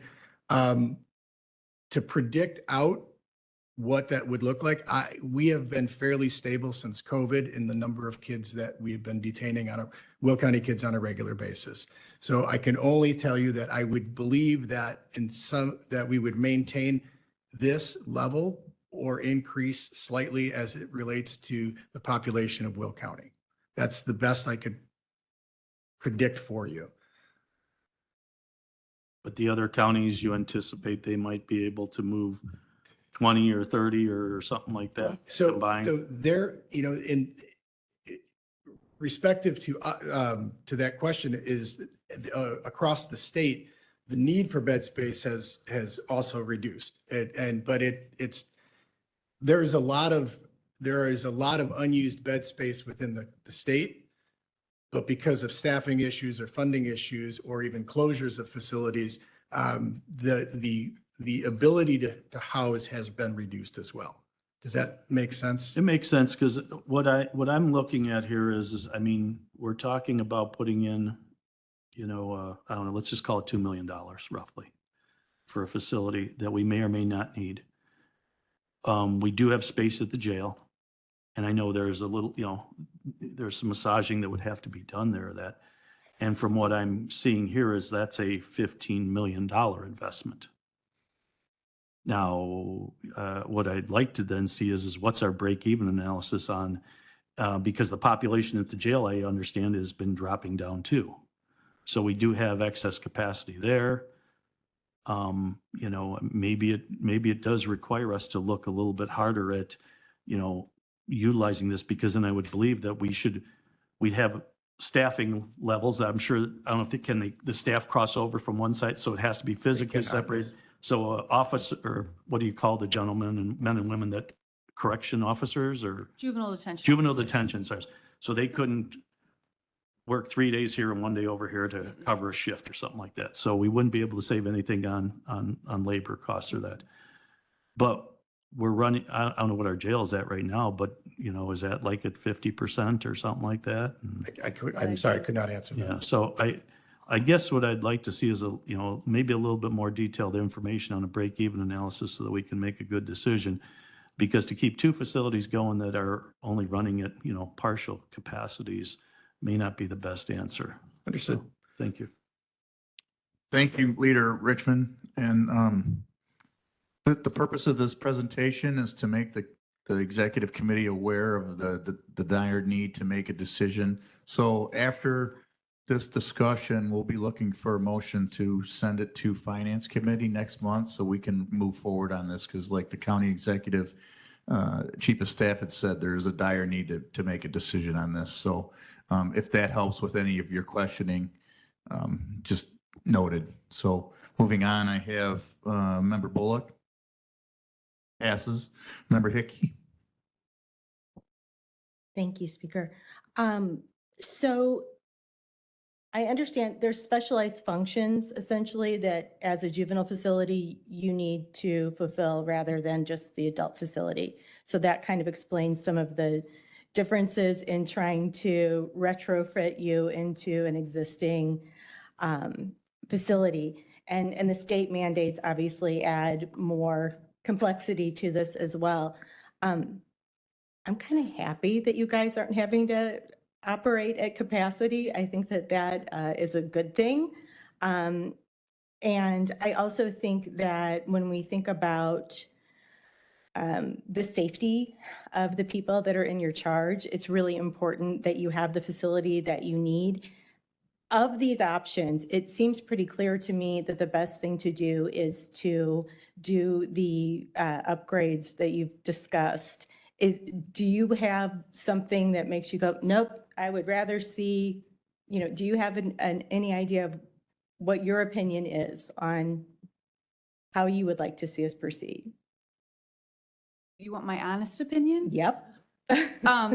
I don't want to sound too conceited, but I think we run one of the best juvenile facilities in the state.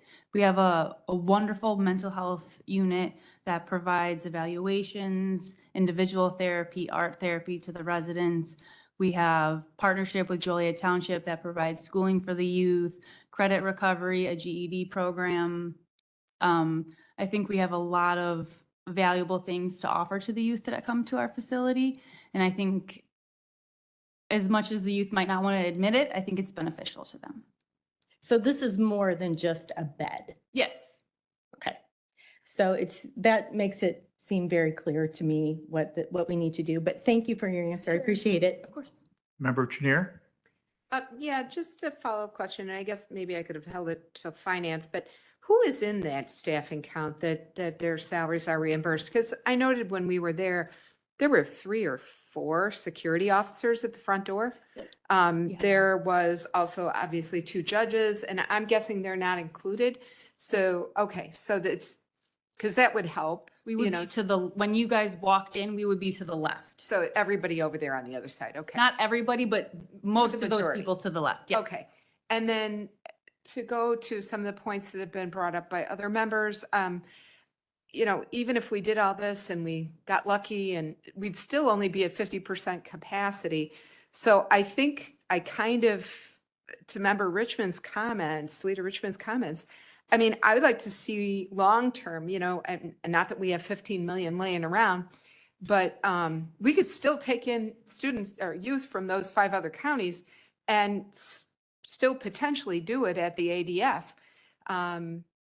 You know, I kind of need like a long-term figure. How long would it take for us to recoup that 15 million in investment in terms of costs and expenses and potential revenue coming in? I guess I'm saying I need more information. So maybe we'll get that at finance. I could speak to that a little bit if you'd like. Yeah. The likelihood of housing out-of-county youth in a site sound separate adult detention facility would decrease. They would not want us housing those kids there. Even with the $15 million in improvements. It is, I will tell you, and again, these are informal conversations. It is the 2 oversight agencies, the Administrative Office of Illinois Courts and the Illinois Department of Juvenile Justice. Both of the people that we spoke with were not in favor of it. And so they you know, they're suggest, again, it was a hypothetical discussion, but they highly recommend, I can't remember my notes, but would recommend against it, which would, you know, that's mirrored with how the other counties would be looking at where they would be shopping elsewhere to put their kids. So there's no real way to put up a wall between, you know, and build a separate entrance, maybe on a separate street, you know, on the backside of the building. I'm just curious. Member Trenier, to your question, and I'm sorry, I missed the question before that, but the 15 million was a very rough estimate at the ADF. Sight and sound separate. We would have some additional window issues for current residents we'd have to figure out, but it was a very rough ballpark number. That being said, it is my understanding that we would have to invest at least $15 million to make those changes, and then we would be waiting on potential waiver from the state to do it. And so there are no guarantees, and our conversations with the state has not been promising that they would ever approve that waiver. Okay, that is important information to have. Thank you. Thank you, Mr. Mahoney. Member Newquist?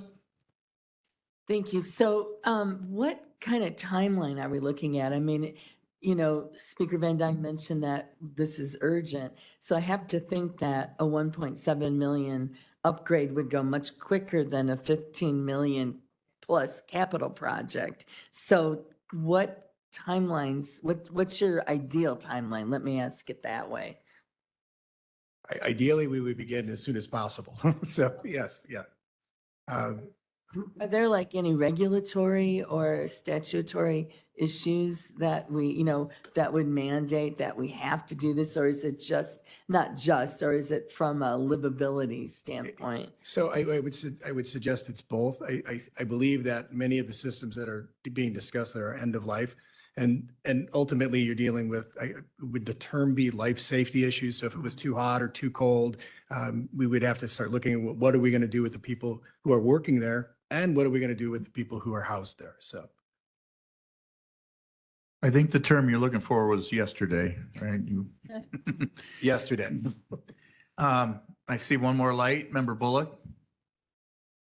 There's a reason that the juveniles are housed in a different space and that the rules are there, and I can't even fathom the idea of putting them together. That just makes absolutely no sense to me. I feel like it would also reduce your ability to keep your program going the way you have it going now. And you seem to be giving them the opportunity to turn their life around and to get the education at their level, at their needs that are very different from adult needs. Even if it's not operating at capacity, there is a need for it. There is a reason for it. And I mean, we should be happy it's not operating at capacity, but that doesn't mean we should diminish what you're doing there. So thank you for what you do. Thank you.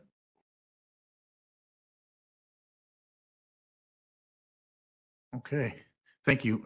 Mike, did you have something to add?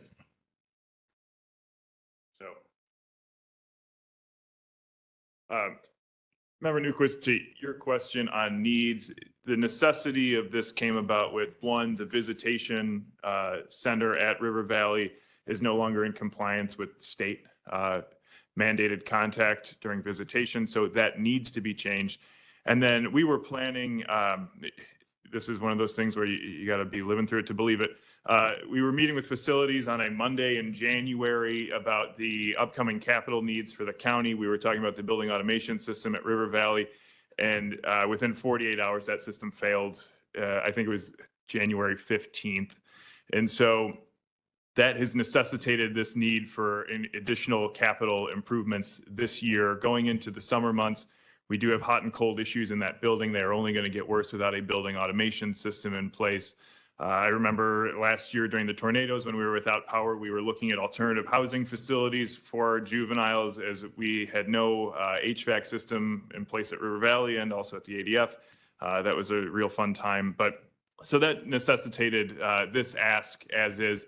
And then it would be the intention of River Valley to come back to finance with a dollar amount request. And the number that you see is being very transparent as to what the total cost of this project is going to be, but that's not going to be a day one cost of this project. There are going to be certain needs that are very pressing, like the building automation system, like the visitation area. But the rest of that's going to be spread over time. And that's going to be stuff that we're going to have the ability to budget for, stuff that we had known about, stuff that we're going to be looking to do. So the ask in finance is going to be the emergency needs that we can and will address this year if it is the choosing of the board to move forward in fixing River Valley. So I hope that answers the question and gives you some clarity as to what they're going to be looking for and what to bring back to finance. Thank you, Mike. Mr. Butler? Just to be clear, there was never an intention in any of these proposals to house the juvenile and adult detention in a manner in which they would interact. I think the state's attorney specified that in order to do that, it would have to be completely separate, correct? Yes. Okay. And I'm not saying how I feel one way or the other. I just want to make that clear to everybody that there wouldn't be an interaction between the two in order for that to happen. But there is a valid argument if our Safety Act does its job and we have less people being incarcerated, perhaps combining would make more sense. If it doesn't do its job and crime is on the rise, then we would need a separate facility that would actually pay for itself in the long run. Correct? Yes, but we still wouldn't be 100% certain that the state or our other oversight would actually give us that waiver to allow us to be in the adult detention facility. I'm just saying figuratively, that's what the two proposals would, Sure. solve. Sure. Leader Richmond? Do you keep any recidivism statistics on your? Off of the top of my head, no, but do they come back? Yes.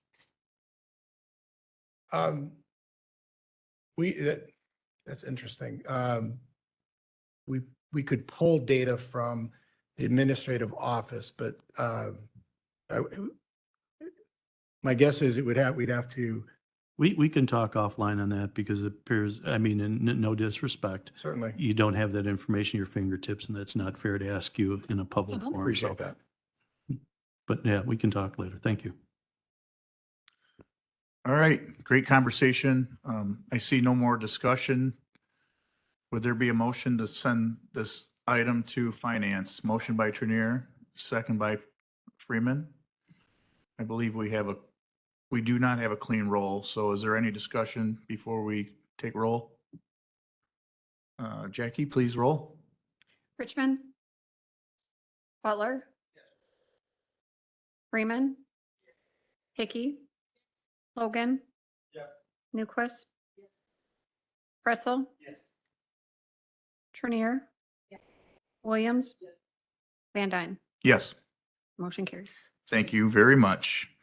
Next item under new business. Thank you folks for coming in and very much. hopefully you're available to come back in finance and answer additional questioning, but eager to move forward on that. Thank you so much. Number 2, discussion, House Bill 2963, Senate Bill 1938, United We Move Act. Brian Shanahan, I would like to bring you on up and give your Transportation. And this is just some information for the executive board. And Leader Williams, would you mind taking a seat up here for a minute? I don't know how you folks sit there for so long without getting another drink or whatnot.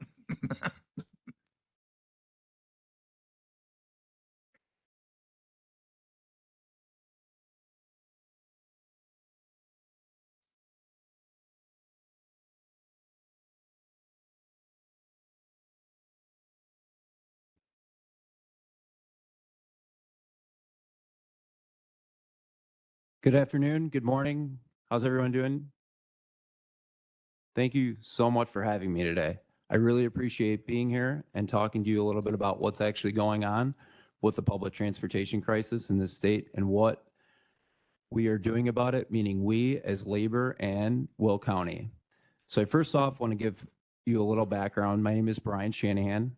I work for the Machinists International Union, and I am a special rail division coordinator under the international president of the Machinists, Brian Bryant. And I have been tasked to work on this issue across the country.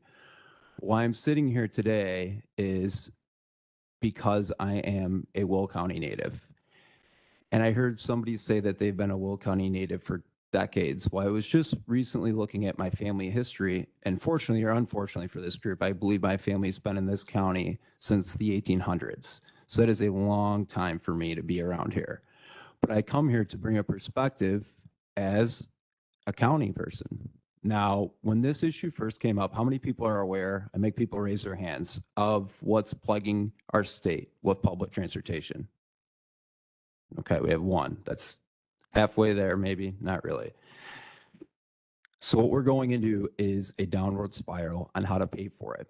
And of course, folks want to do drastic changes that will take away folks' voice. And as a Will County native, I'm here to ensure that doesn't happen. So when this issue first started out, they wanted to place a Band-Aid on it.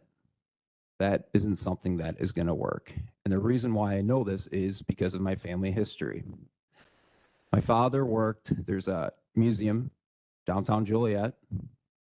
I don't know if anyone's familiar with it, but there is a signal system there. My father worked in there.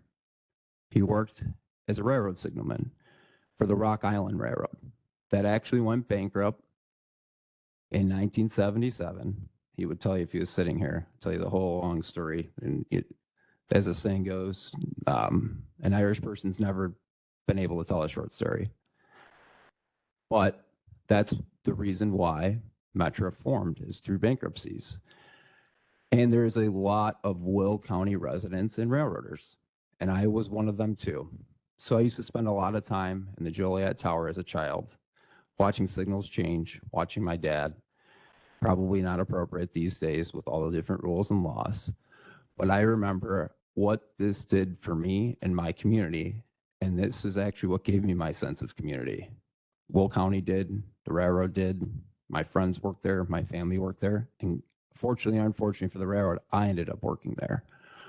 But when sweeping changes happen, and there's always been financial issues plaguing the railroad, everybody decides that we need to rewrite history. Well, our history in this county is a railroad history. So it is important that we ensure that the county grows and it meets their needs for public transportation. How many people are happy with the amount of service we get in Will County for public transportation? Anyone? Okay.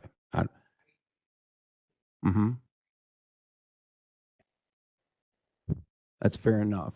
But maybe others that are your constituents would use it more if it was frequent? Maybe. It's not frequent. So we're running into a problem where the agencies don't communicate with each other. PACE, CTA, and Metra. The agencies don't match their schedules up. They don't meet the needs for constituents because guess what? Life has changed. People don't use the same commuting patterns. It's no secret that commuting patterns have changed. Since the beginning of time, we have ran a seam schedule on the Rock Island, which services Will County, that I can remember. We call it a banker schedule. Most people commuting to downtown commute Tuesday, Wednesday, and Thursday. not Mondays and Fridays. And I could tell you right now, driving to the city, at least from my perspective, is a complete nightmare. I think folks would use a train more from Will County if we changed and met Will County's needs. And this is our opportunity to make those changes.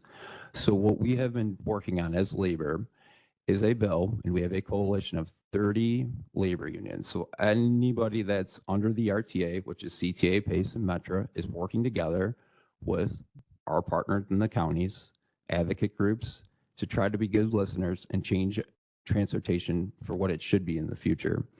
And our approach, we believe, ensures that Will County will have better service and still have a seat at the table, because unfortunately, some folks think that we shouldn't have a seat at the table in these collar counties, but we should somehow pay for it. And I find that really sad and unfortunate. And I will never let that happen. So that part of this journey has been for me to ensure that we still have a say, but we have a better say. So our goal with our bill is to have a coordinated service that provides voices across every county region, and that provides more frequent service with reform, making a safer, cleaner transit system. But we don't need a sweeping change that makes one person in charge and takes away our voice. And we should have more service expansion and service here. There are opportunities in our county alone. So I wanted to talk to you a little bit about that. But before I do, is there any questions so far?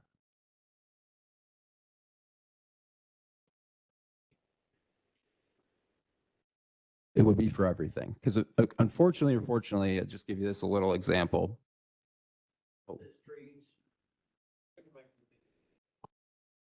Sorry about that. So you're talking about increasing the busing system, train system, what have you? Okay, public transportation in general. Who is serviced by this encompassing body? Is this just Will County? Is this going to be neighboring counties? Is this part of Cook County, Kendall? How is that? How big is it? It's a 6-county region because you're under the Regional Transportation Authority. So some folks say that they should have a bigger say depending on county size, and that's been a big topic of conversation I've listened today too. So unfortunately, I'll just give you this perspective. There's the RTA, which is the overlay. Then there's Metra, then there's CTA, then there's PACE. The problem is when you do planning, each individual agency does it. So unfortunately, they're not communicating on, hey, what's the long-range planning needs with the county, right? So our goal is to have certain services coordinated through an oversight body. And that is what we've been working on. Who is that oversight body? That would be the Regional Transportation Authority.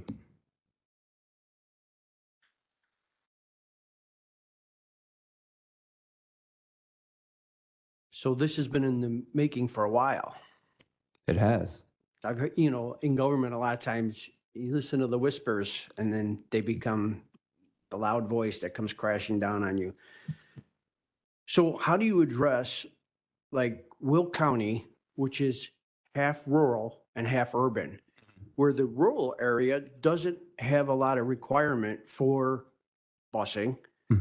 Would that tax that you're thinking about, charging to cover this, would that be spread countywide? The tax and what we're thinking about charging, we don't have a financial mechanism. I'm just talking about governance right now. I don't think anyone has a solution to the Well, we all know finances. government takes money. And that that comes I in the agree. form of taxes. I'm just curious. So when you go into a county that has a large population that would have access to buses and more use, like when we talk to PACE, the amount of ridership is crucial in order to keep that system running. So if you don't have the ridership, how do you keep it running? Who pays for that? Or does it just accumulate debt until we can get other counties to join in to kind of pool the money together so that we can help cover that cost? Everything you're saying is exactly what we should have been talking about for a very long time, right? That folks that didn't. So that's why it accumulates debt. You're absolutely correct. So as we grow, we have to look at the services, right? We have to figure out what people are using. So how could you ask somebody to pay for something extra if they're not getting a service? That was my whole theory too. So the reason why we want change is because folks, to personally have friends, family, everybody rides the system, right? Or if they don't, it's because they don't have access. So we need to prioritize some of these changes in order to find a good solution to pay for it. That's what I was trying to talk about with the governance piece. That's what's not happening. And from my perspective, at least. Yeah, and I don't mean to put you on the spot, but I would like the solution to come before the law. I absolutely agree with that, and I believe that's been made very clear too. So I think part of this is to understand your perspective, and that's why I'm here too. Because we want to be proactive and try to make things better, not worse. Ms. Trenier? Thank you. Thank you for coming to talk to us today. I'm totally confused by what I'm reading here is the bill and what you're saying. The two things don't seem to connect to me at all. I know our county receives RTA tax dollars. That's what we use to build our courthouse, believe it or not, most of our other new infrastructure. All I've been hearing about is the fiscal cliff. And the idea to combine all these agencies into one super agency, which I'm pretty much okay with. And as you were pretty much starting to discuss, you were saying the idea behind combining them all together is so that the schedules match, so that the bus shows up when the train is coming and vice versa. But what I'm not hearing, and I thought this was the major sticking point with this bill to combine everything, and you kind of alluded to it a little bit, but you haven't really stated a position, and this document doesn't state the position. You alluded to the fact that Will County might lose their voice on this because it's going to be run basically by Cook County. And all of the remaining counties are going to be iced out. That's my understanding of what's been coming forward.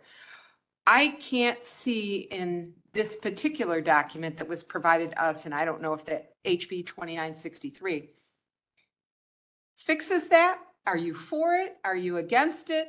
What is your solution to make this more palatable to those of us that are going to be losing our voices if this were to go through as it's been portrayed so far? Does that kind of make sense to you and everybody else here, my question? It makes complete sense, and that was the next step, but that's why this coalition was born, because I am not for a consolidated board. That would hurt our voice completely.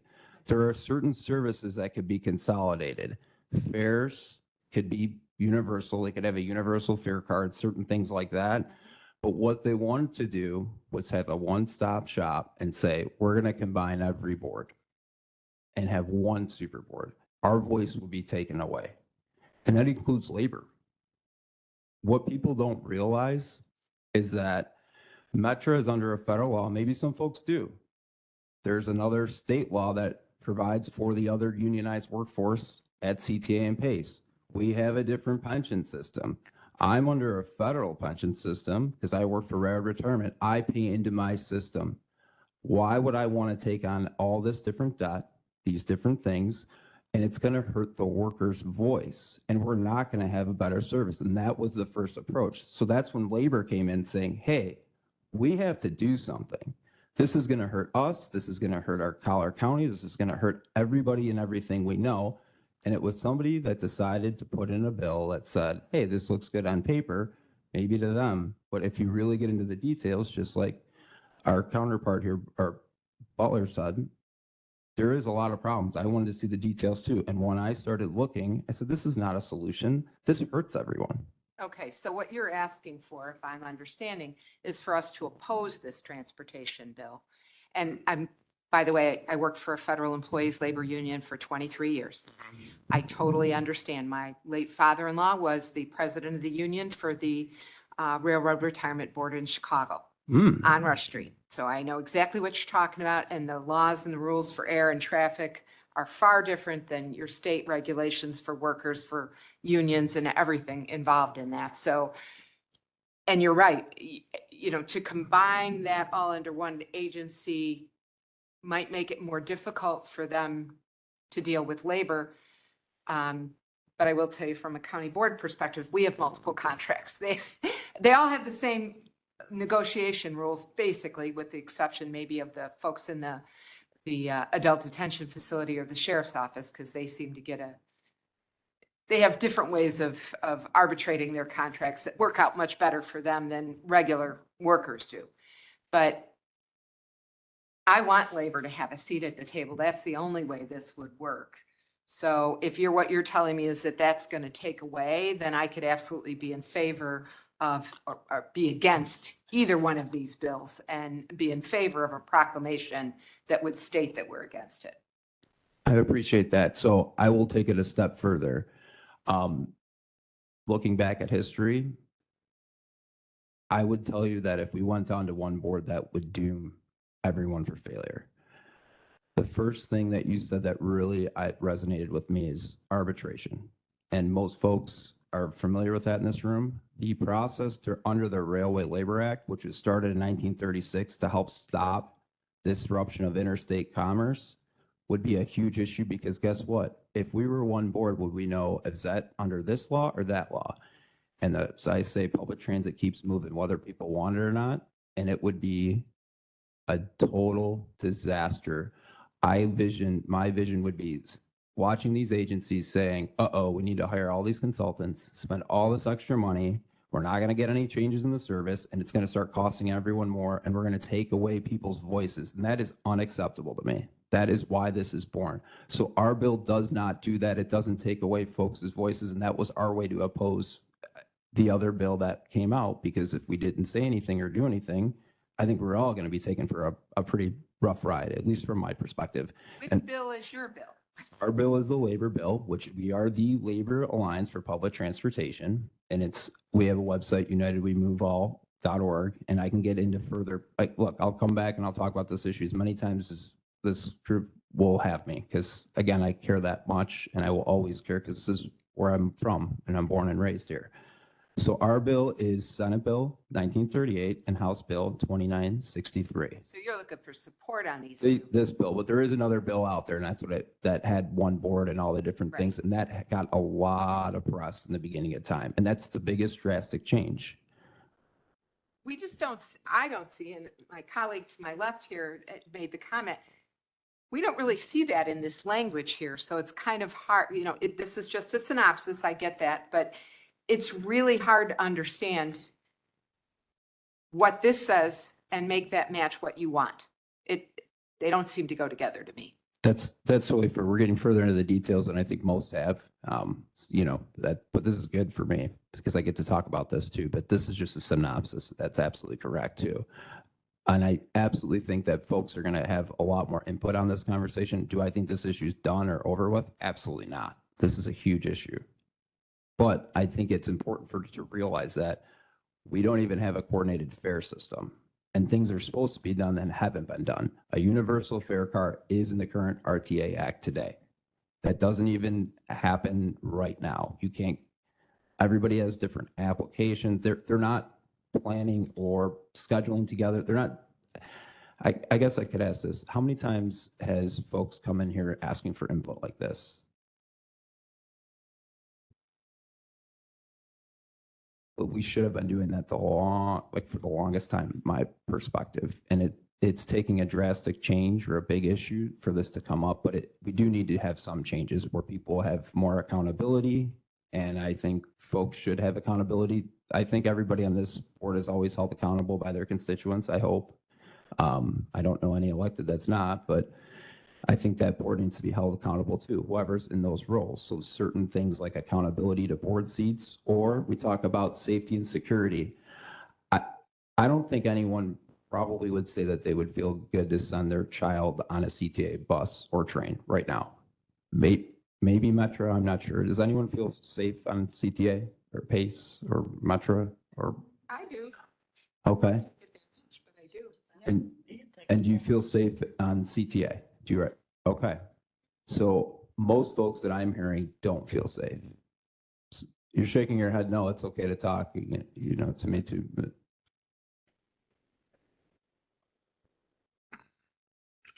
You think I'd learn?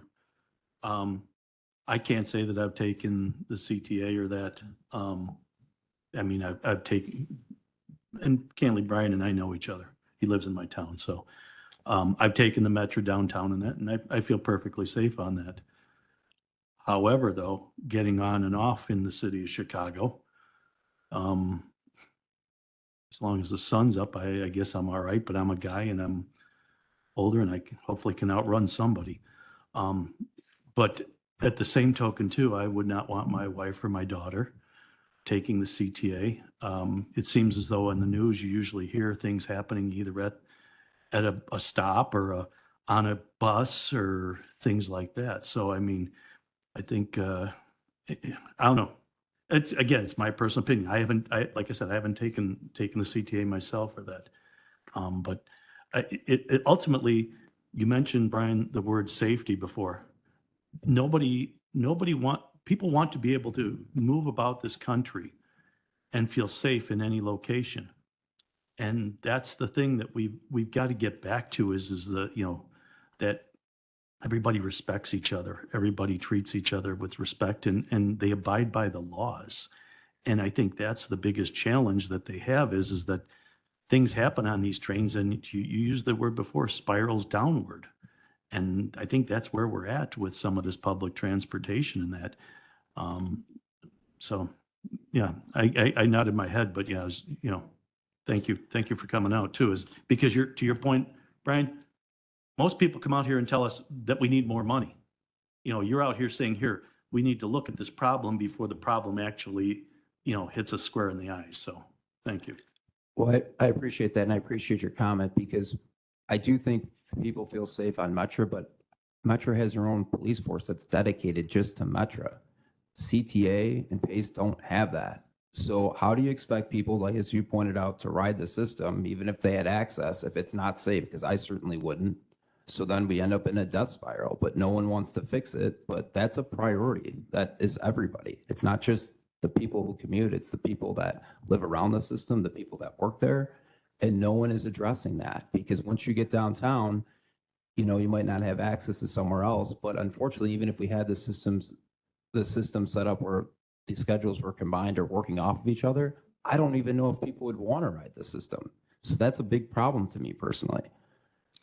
So, Mr. Shanahan, if I may, so I'm being told, the reason for your presentation is to let the board members know that there's a possibility of Will County losing representation on this board.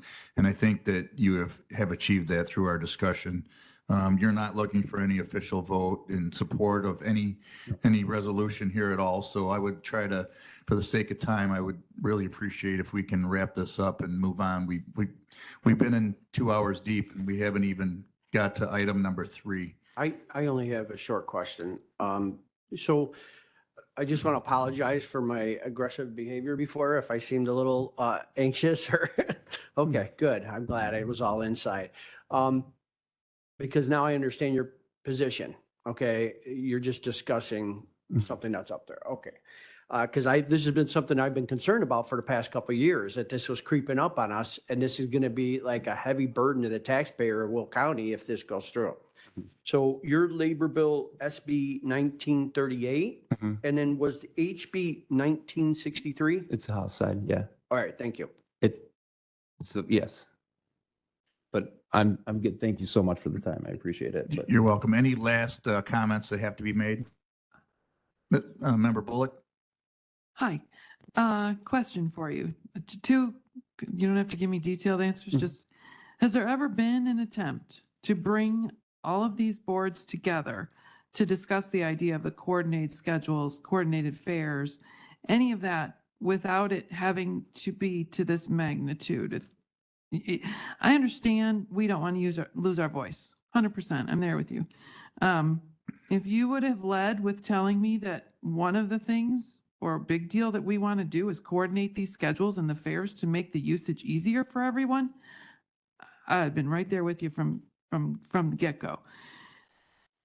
The fact that then we threw in this road usage tax, which makes me go, the tollway tax has never gone away. I don't see the fuel tax on gas going down if we implement another tax, because we know that's not how this works. So that's what I wanted to bring up. has there ever been this idea of let's just get together? We all provide transportation throughout Will County, X County, whatever. Let's get together and see if we can coordinate this. That's a really good question. I don't think there's ever been this drastic of a lift. And one thing that folks have looked at is, I'm actually working on this issue across the country, is each agency's framed or done something different. Our Collier counties have to say it's very similar to SEPTA. But again, to have that conversation, I'm not aware of this ever happening before. That, where we've probably should have been proactive, in my opinion. I'm not going to say I'm perfect. I wish I would have said something, but until we get into the doomsday spiral, and that's, I think, to answer your question, fair. No, I wish I would have. So I'm okay. All right. Thank you very much, Mr. Shanahan, for coming in. Appreciate it. Thank you for all the lively questions and discussion. All right. Moving on, number 3 on our agenda, further discussion, potential debt service savings opportunities through refunding of Series 2015 and Series 2016 and tender of Series 2020 taxable bonds. Karen Hennessy, still here?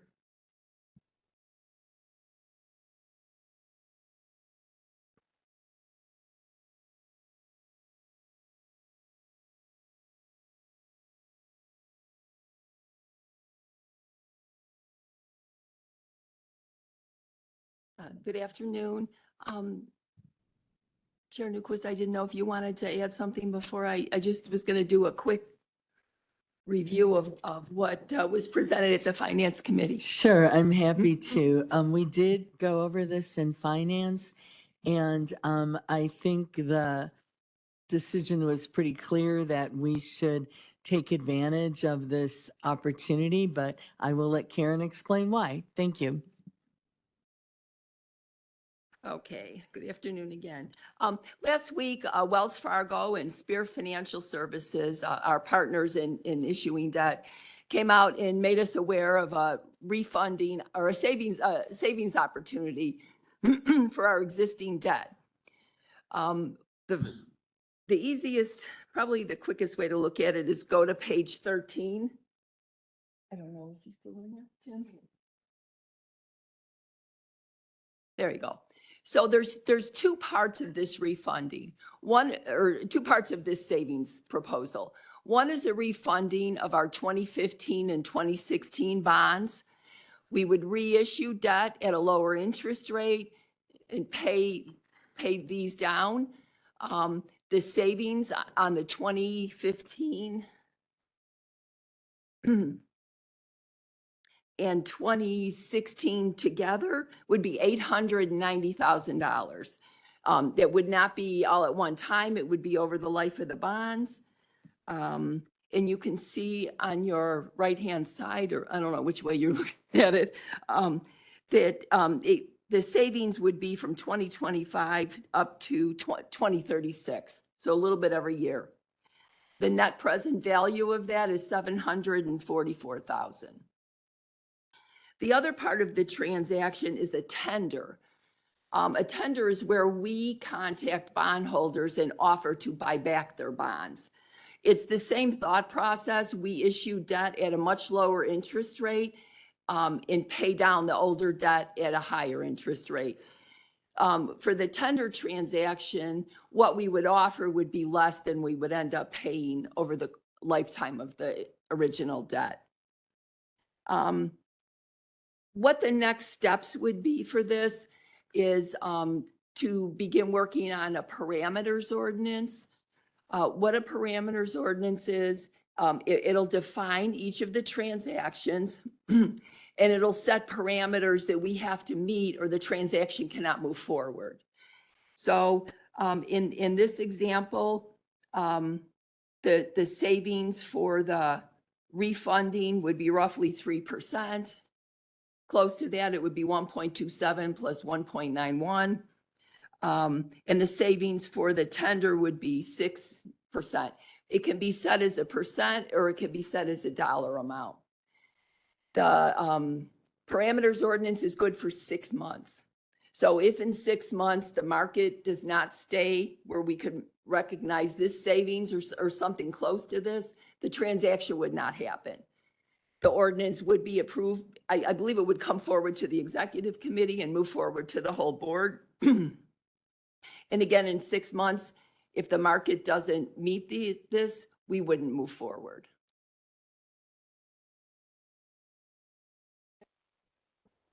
Thank you. I just want to say that there is a relatively short window of time right now where we can take advantage of this. I mean, the market conditions are such that it would be very financially advisable for us to do this. But of course, that could change, you know, and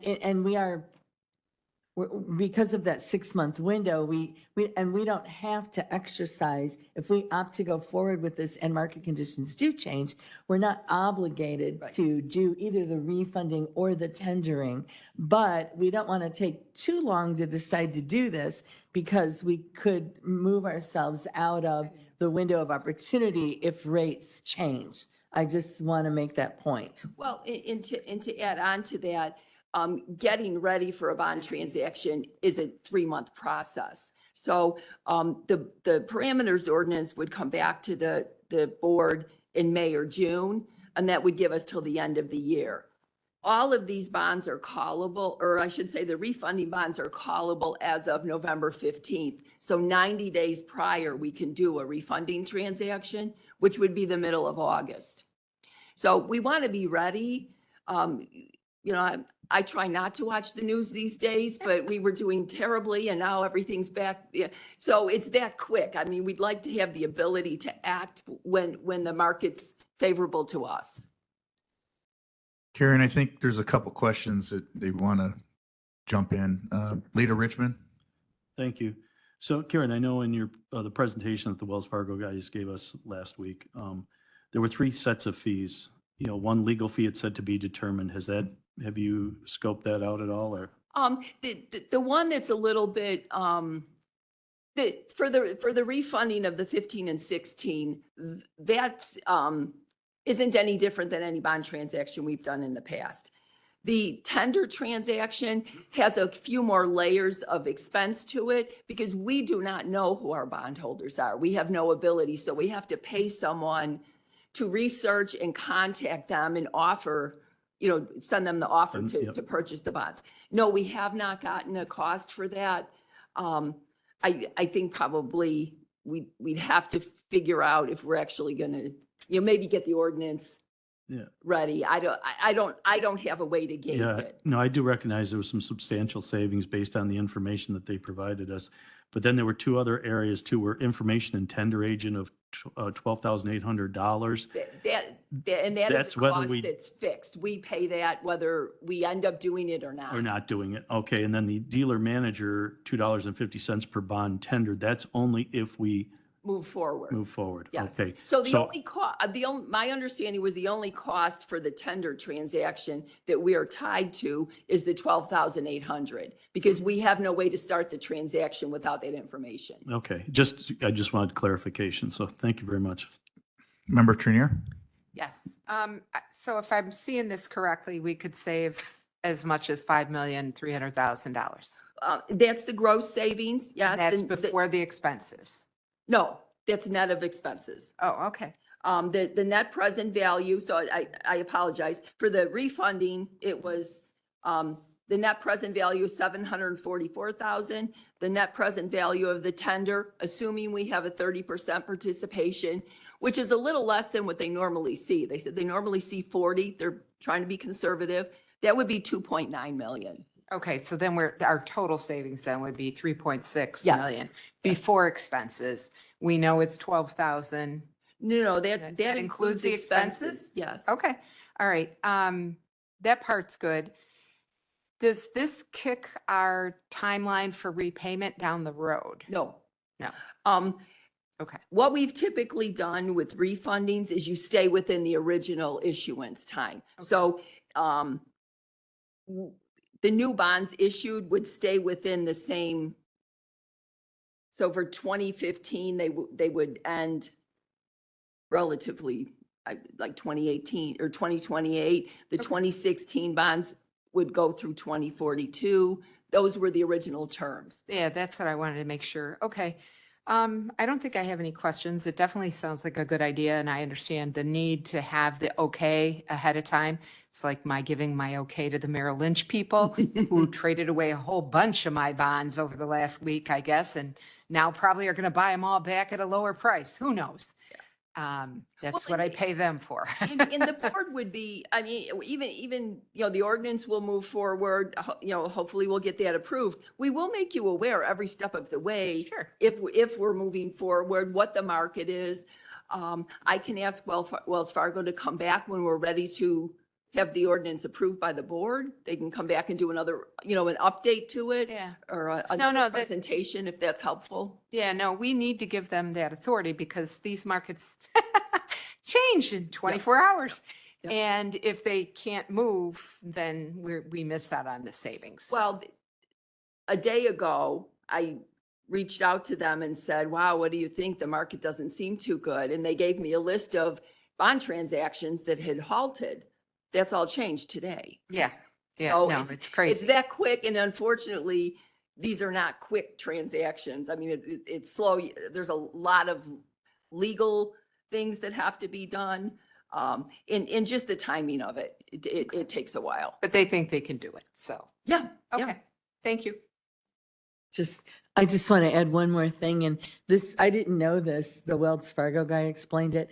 Let's say that we issue the tender offer and they estimate about 30% of the bondholders would take us up on that tender offer. But let's say that before the tender offer is executed, market conditions change.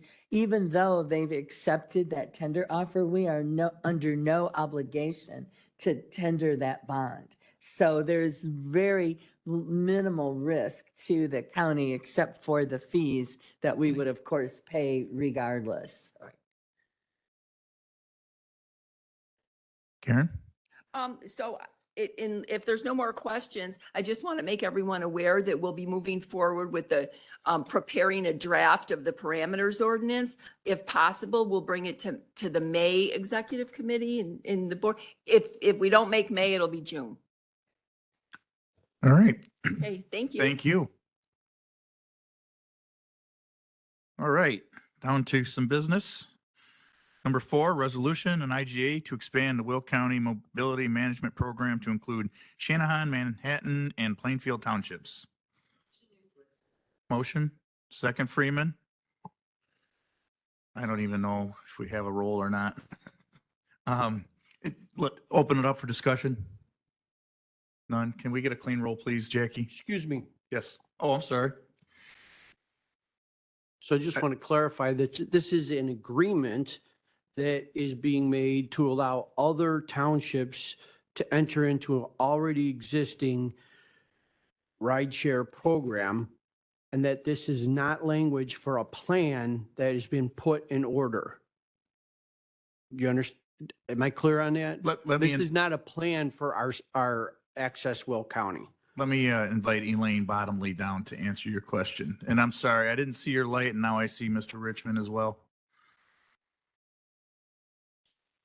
Thank you for the question, Member Butler. Yes, you are correct that the IGA does include providing dial-a-ride transportation services to Shanahan, Manhattan, and Plainfield Townships, and that is the IGA. There should be 2 versions of it attached to the agenda.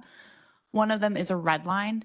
Very minimal changes within the original IGA to the red line, truly just adding in 3 townships I mentioned, as well as a change to the map, and those are the only changes. Good. Okay. Leader Richmond? I was just going to add the fact that there was those 3 towns that Elaine just mentioned, and that's where we went from that 200 and some thousand to $325,000 a year in the budget, correct? Yeah. Correct. Oh, I'm sorry. I apologize. I had one. I No, just thought, sorry. Go ahead and I finish, didn't- Jim. Go ahead. You might ask you- my question? Do you have, are there any others that are inches from the goal line that you're planning on bringing forward? No. Okay, so we're probably done for this fiscal year? Correct, yep. That, sir, was my question. Mine too. Mr. Butler. I'm sorry. Did you say that the budget went up 125 to add these three? Is that the idea? Oh, I missed that. So I think that what Member Richmond is referring to is the difference in budget from FY '24 to FY '25. And that was So- to reflect an increase in participation? So the budget that was put forward for you all to consider that you did vote on and approve did include an increase in this line item to account for potential expansion to these 3 townships. So are we still are we still making this free for everybody into 25? So at this point in time, if a person rides, they do have a payment that they do. It's $2, but there is no local match required from townships or municipalities. There is, what, say that again? There is not a local match that is required of other townships or municipalities. So at this point in time, Will County is paying the complete local match. Okay, and that, so that is continued, that is continued through at least this next year, or is that a policy that has been put forth? I mean, that is what we've been doing for this year, and that's what we will continue to be doing this year. Wheelwright's been around for many years, and it was always a shared cost on like for the participants, the townships and the county. And now you're saying that that only the townships will not be paying their share, that the county will be picking that up? Correct. So the county's been paying the local match, and that was established when the county board passed the budget for FY 2024. So that's when the county started paying the local match, yes. So that was just a question. I just wanted to know that is that the policy that we're going to be moving forward with? Because I don't recall actually voting on that specific item. I didn't know that we were going to be not having the townships share that cost. I mean, it is within the budget, so I would say that that was voted on by the whole county board, so. Elaine, you might want to stay here. Staying. Member Ogala? Thank you. So I just wanted to respond to what Member Butler had said. So at the end of every year, there is, this resolution comes forward for PACE, and the county board votes on it. There was never a discussion between the county board and the executive's office for that change to happen. It was just put in the agreement. The board overlooked it. It was not redlined. The format changed over the years, the fonts, everything. So it was not really easy to find. And the way things were in the agreement moved around. So it was not easy to find, but it was in there and it got voted on, and that's been happening. This is the second year now. So that happened at the end of, what was it, 23? The end of 23, I think we Correct. passed that resolution. So, and if you recall at a prior meeting, the county executive herself said, there is no policy for this. So the county board has never put forward a policy. The county executive is running the program as she sees fit, as what she feels is the right thing to do. But there's been no policy set by this county board for how this would work since it's grown from just Eastern Will County to expand. Thank you. No other lights are on, no other discussion. We do have a motion and a second. Can I have a roll, please? Richmond. Butler.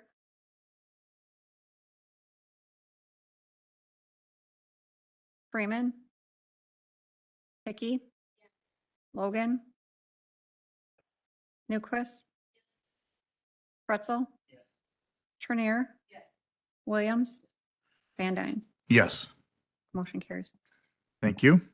Number 5, amending Code of Ordinances, Chapters 31, 32, and 33 as approved by Ad hoc Ordinance Committee. Is there a motion? Motion. Second Hickey, discussion. Mr. Mock.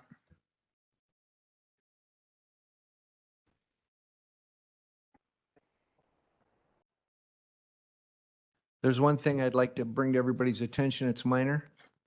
The documents that we sent to you were what was approved at the committee.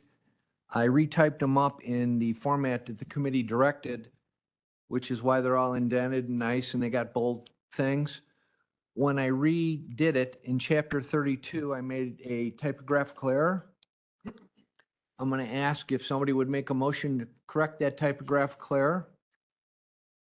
I And- will make that motion. Well, I wanted to let everybody know where it is. Page numbers disappeared, Phil. Yeah, well, that was on the working copies anyway. They never were supposed to be on All right. the clean copy. But on both the working copy and the clean copy in chapter 32.011 Health Authority, I accidentally wrote that the County Health Authority is the County Board of Health as empowered by 55 ILCS 5/5-20001. And then I had that in parentheses also, the statute. I made a typographical error. What it should be is 55 ILCS 5/5-25001. That's the actual site. And I just would ask if somebody would move to correct that. And then when you take your vote, it'll be in corrected form and ready to move on. A motion to amend? Make that motion, and just for your edification, it is on page 5, even though there's no numbers. Second on the amendment. Any discussion on that amendment? Roll call. Please. Are we going to approve all of them? We are going to try to approve the amendment right now, and then we will approve them all. Yes, sir. Richmond, Butler, Freeman. Yes. Hickey, Logan, Newquist. Pretzel. Trinier, Yes. Williams, Yes. Van Dyne.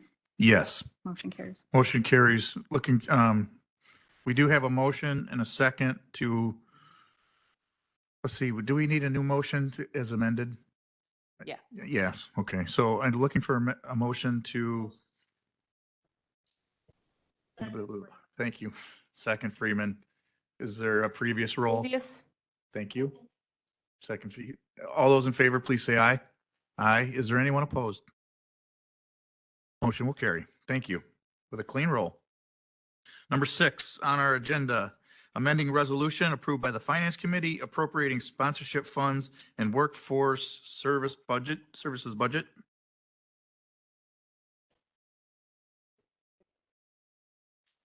All those in favor, please say aye. Anyone opposed? Motion carries. Number 7, amending resolution approved by the Finance Committee authorizing use of contingency funds for Medicaid, Medicare consultant to specify budget line items.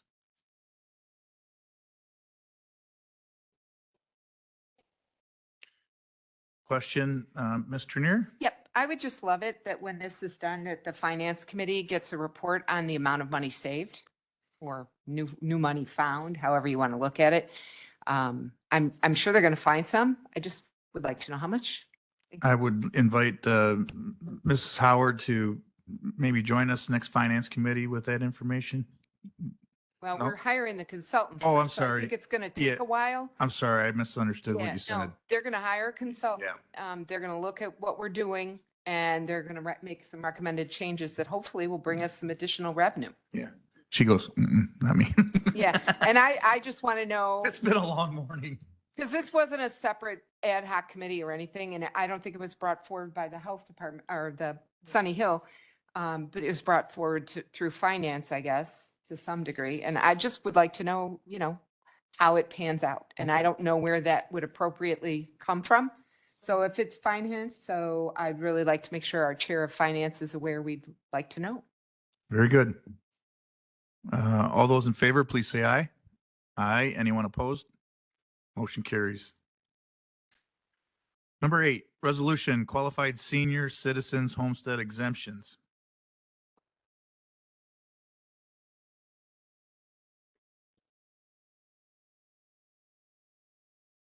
All those in favor, please say aye. Aye. Anyone opposed? Motion carries. Number 9, resolution naming the site of the former Will County Courthouse to Courtside Plaza.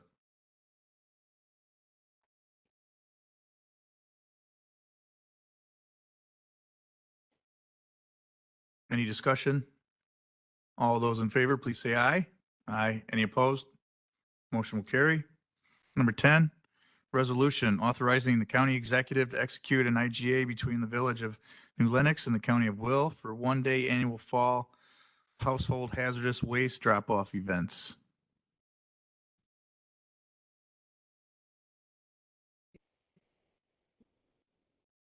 All those in favor, please say aye. Aye. Anyone opposed? Motion carries. Number 11, resolution authorizing the county executive to execute an intergovernmental agreement between New Lenox Township, County of Will for one-day annual fall household hazardous waste drop-off events.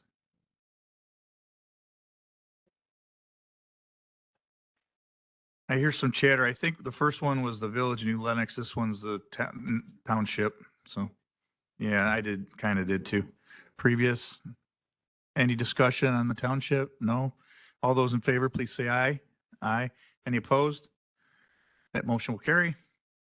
Number 12, resolution authorizing the county executive to execute an IGA between the Village of Homer Glen, County of Will for one-day annual fall household hazardous waste drop-off events.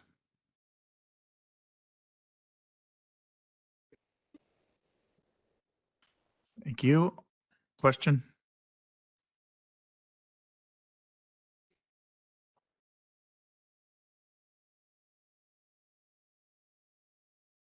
I am reading 12 and it does say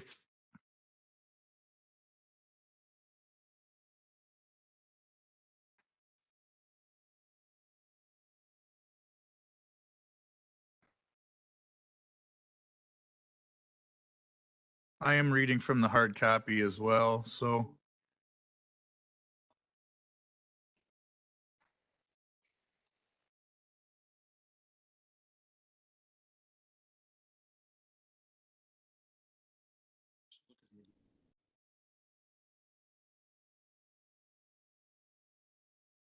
I read it as fall, so let's just vote on that. Mm. Okay. All right. I think we had all the previous that we needed. So all those in favor, please say aye. Aye. Anyone opposed? That motion will carry. Number 13 will have to be removed for the simple fact, according to state statute, there needs to be a vote by the raffle license people and provide their vote to us in order for us to waive their fee. And that vote did not happen. It was just a letter sent to us. So by statute, we can't waive it. So hopefully they can take care of that issue and bring it back to us next month and we can waive the fee if we so decide. So do I need a motion to remove that? Motion to remove 13?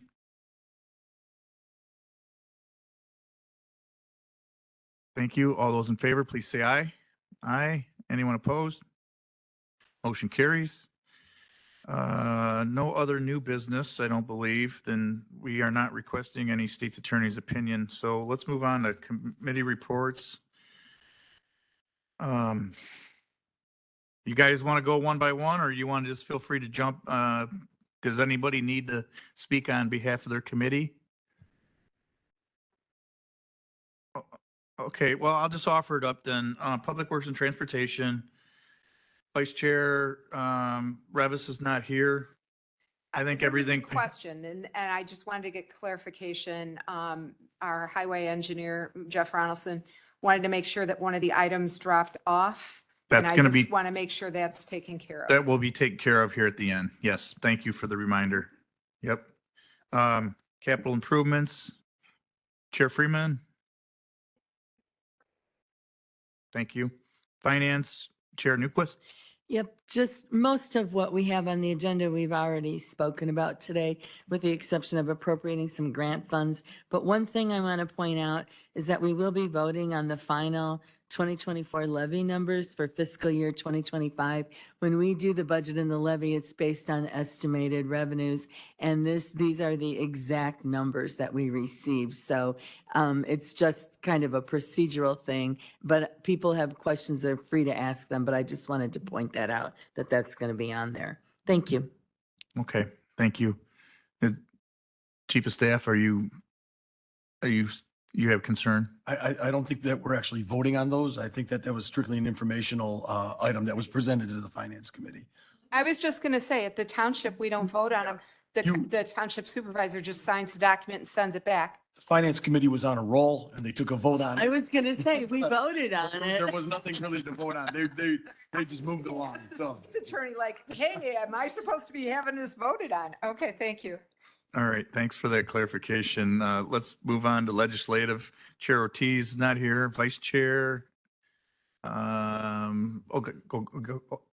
Ogala. Thank you. So the legislative committee met and we discussed moving some resolutions forward for consideration, but we're also getting more information from that. So, for things we move forward that you guys are ready, leadership moved forward to our lobbyists to say we supported or opposed certain legislation. And so if there's any of that, will be coming forward in a resolution. Okay, thank you. Public Health and Safety, Chair Butler. Good to go? Thank you, sir. Land Use and Development, Chair Pretzel. I'm going to ask Member Newquist to address this one. I Thank didn't you. chair the meeting.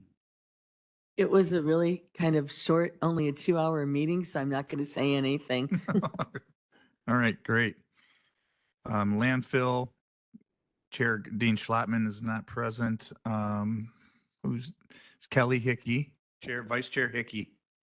Hi, yeah, we had a great presentation by the geologist and everyone should have been invited for a field trip to the landfill and RNG plant. So that's all we have. I think sometime in June, I believe, June 4th. Does that sound Right before it gets fragrant.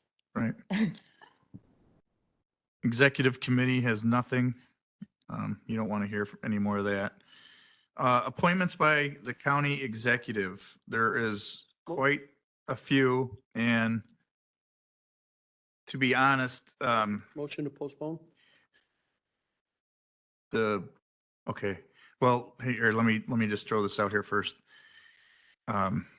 We do have a lot of appointments, and as of this morning, there was a letter sent to the county executive that another member of the Shanahan Fire Protection District has resigned, and I believe she has 2 other applicants to pick from for the original appointment. So she's looking to save space for the full board to appoint the second person. Question? Normally do that. We usually get the names like several weeks before, don't we?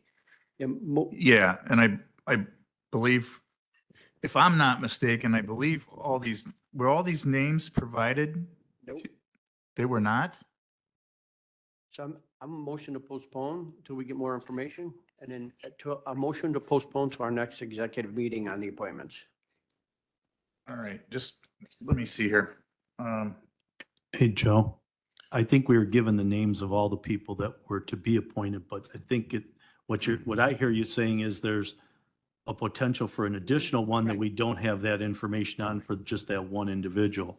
Right, that's. Okay, So do you need it a month in advance, or can we have that information when she decides who she's going to appoint so we can move forward on Thursday?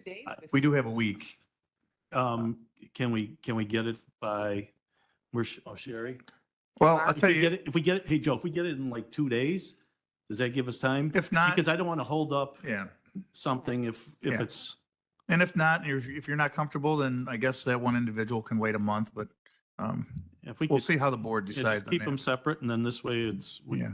figure it out. Yeah, the gentleman just resigned this morning, so I like to move things along. So Yeah. if we can, I think if everybody's in agreement with that, let's. okay.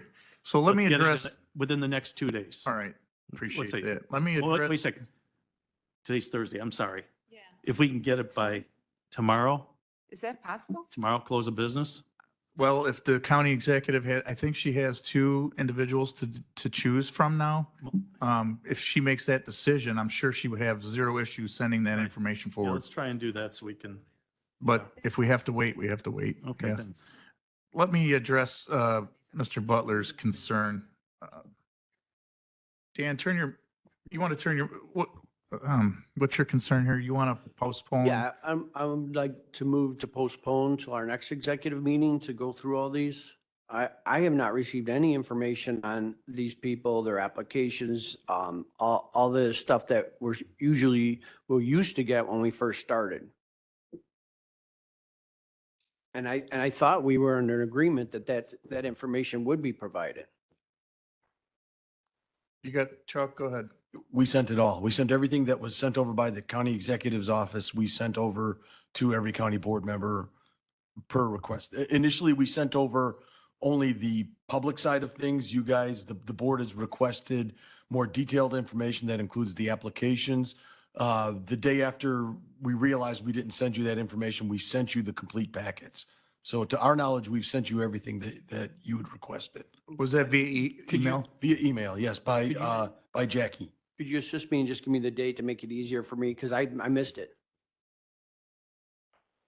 I can go look up the date. I don't have it handy right now, but I can get you the date. Okay, well, at least it wasn't today, so. It was not today. It was it was at least a week ago, if not longer, right? 3/28, right, okay. There were, right. Does that satisfy you, Dan, or do you still want to make that motion? Okay.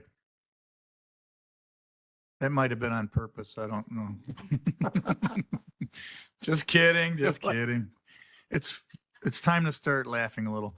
All right, so all these appointments, do we need a motion to move those forward? No, it's part of the agenda. Yeah, okay, so let me get through this then. Need to make right now? Okay, motion to move the appointments to the full board. Thank you.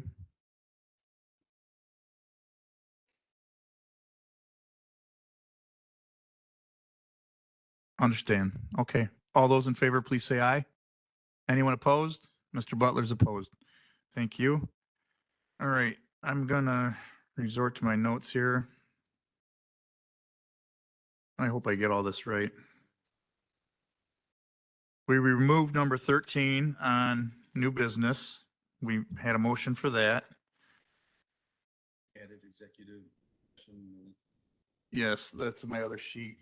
Okay. I would like to amend our county board agenda to save room for another appointment for the Shanahan Fire District. Also, would like to add the executive session minutes on March 20th, 2025. Bear with me. I would like to include removing item number 1 under transportation, 1A under transportation. This item does not go to full county board. It's county highway SEC Romeo Road donation. That does not have to go to full county board. So that would be part of the amendment, not to send that forward. And I would also like to include in the amendment to add all the items that were passed out of executive committee today. Is there a motion to send the full board the amendments? It's confusing. To amend the agenda? Thank you.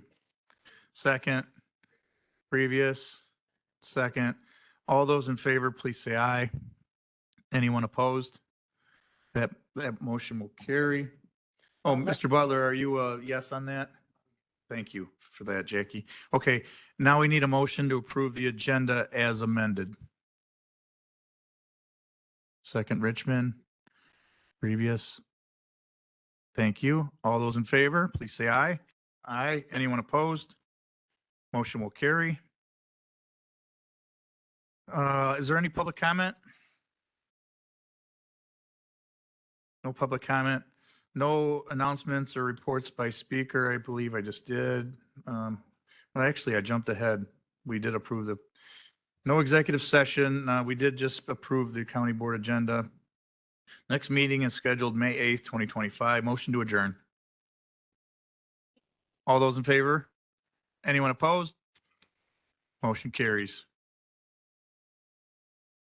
Oof.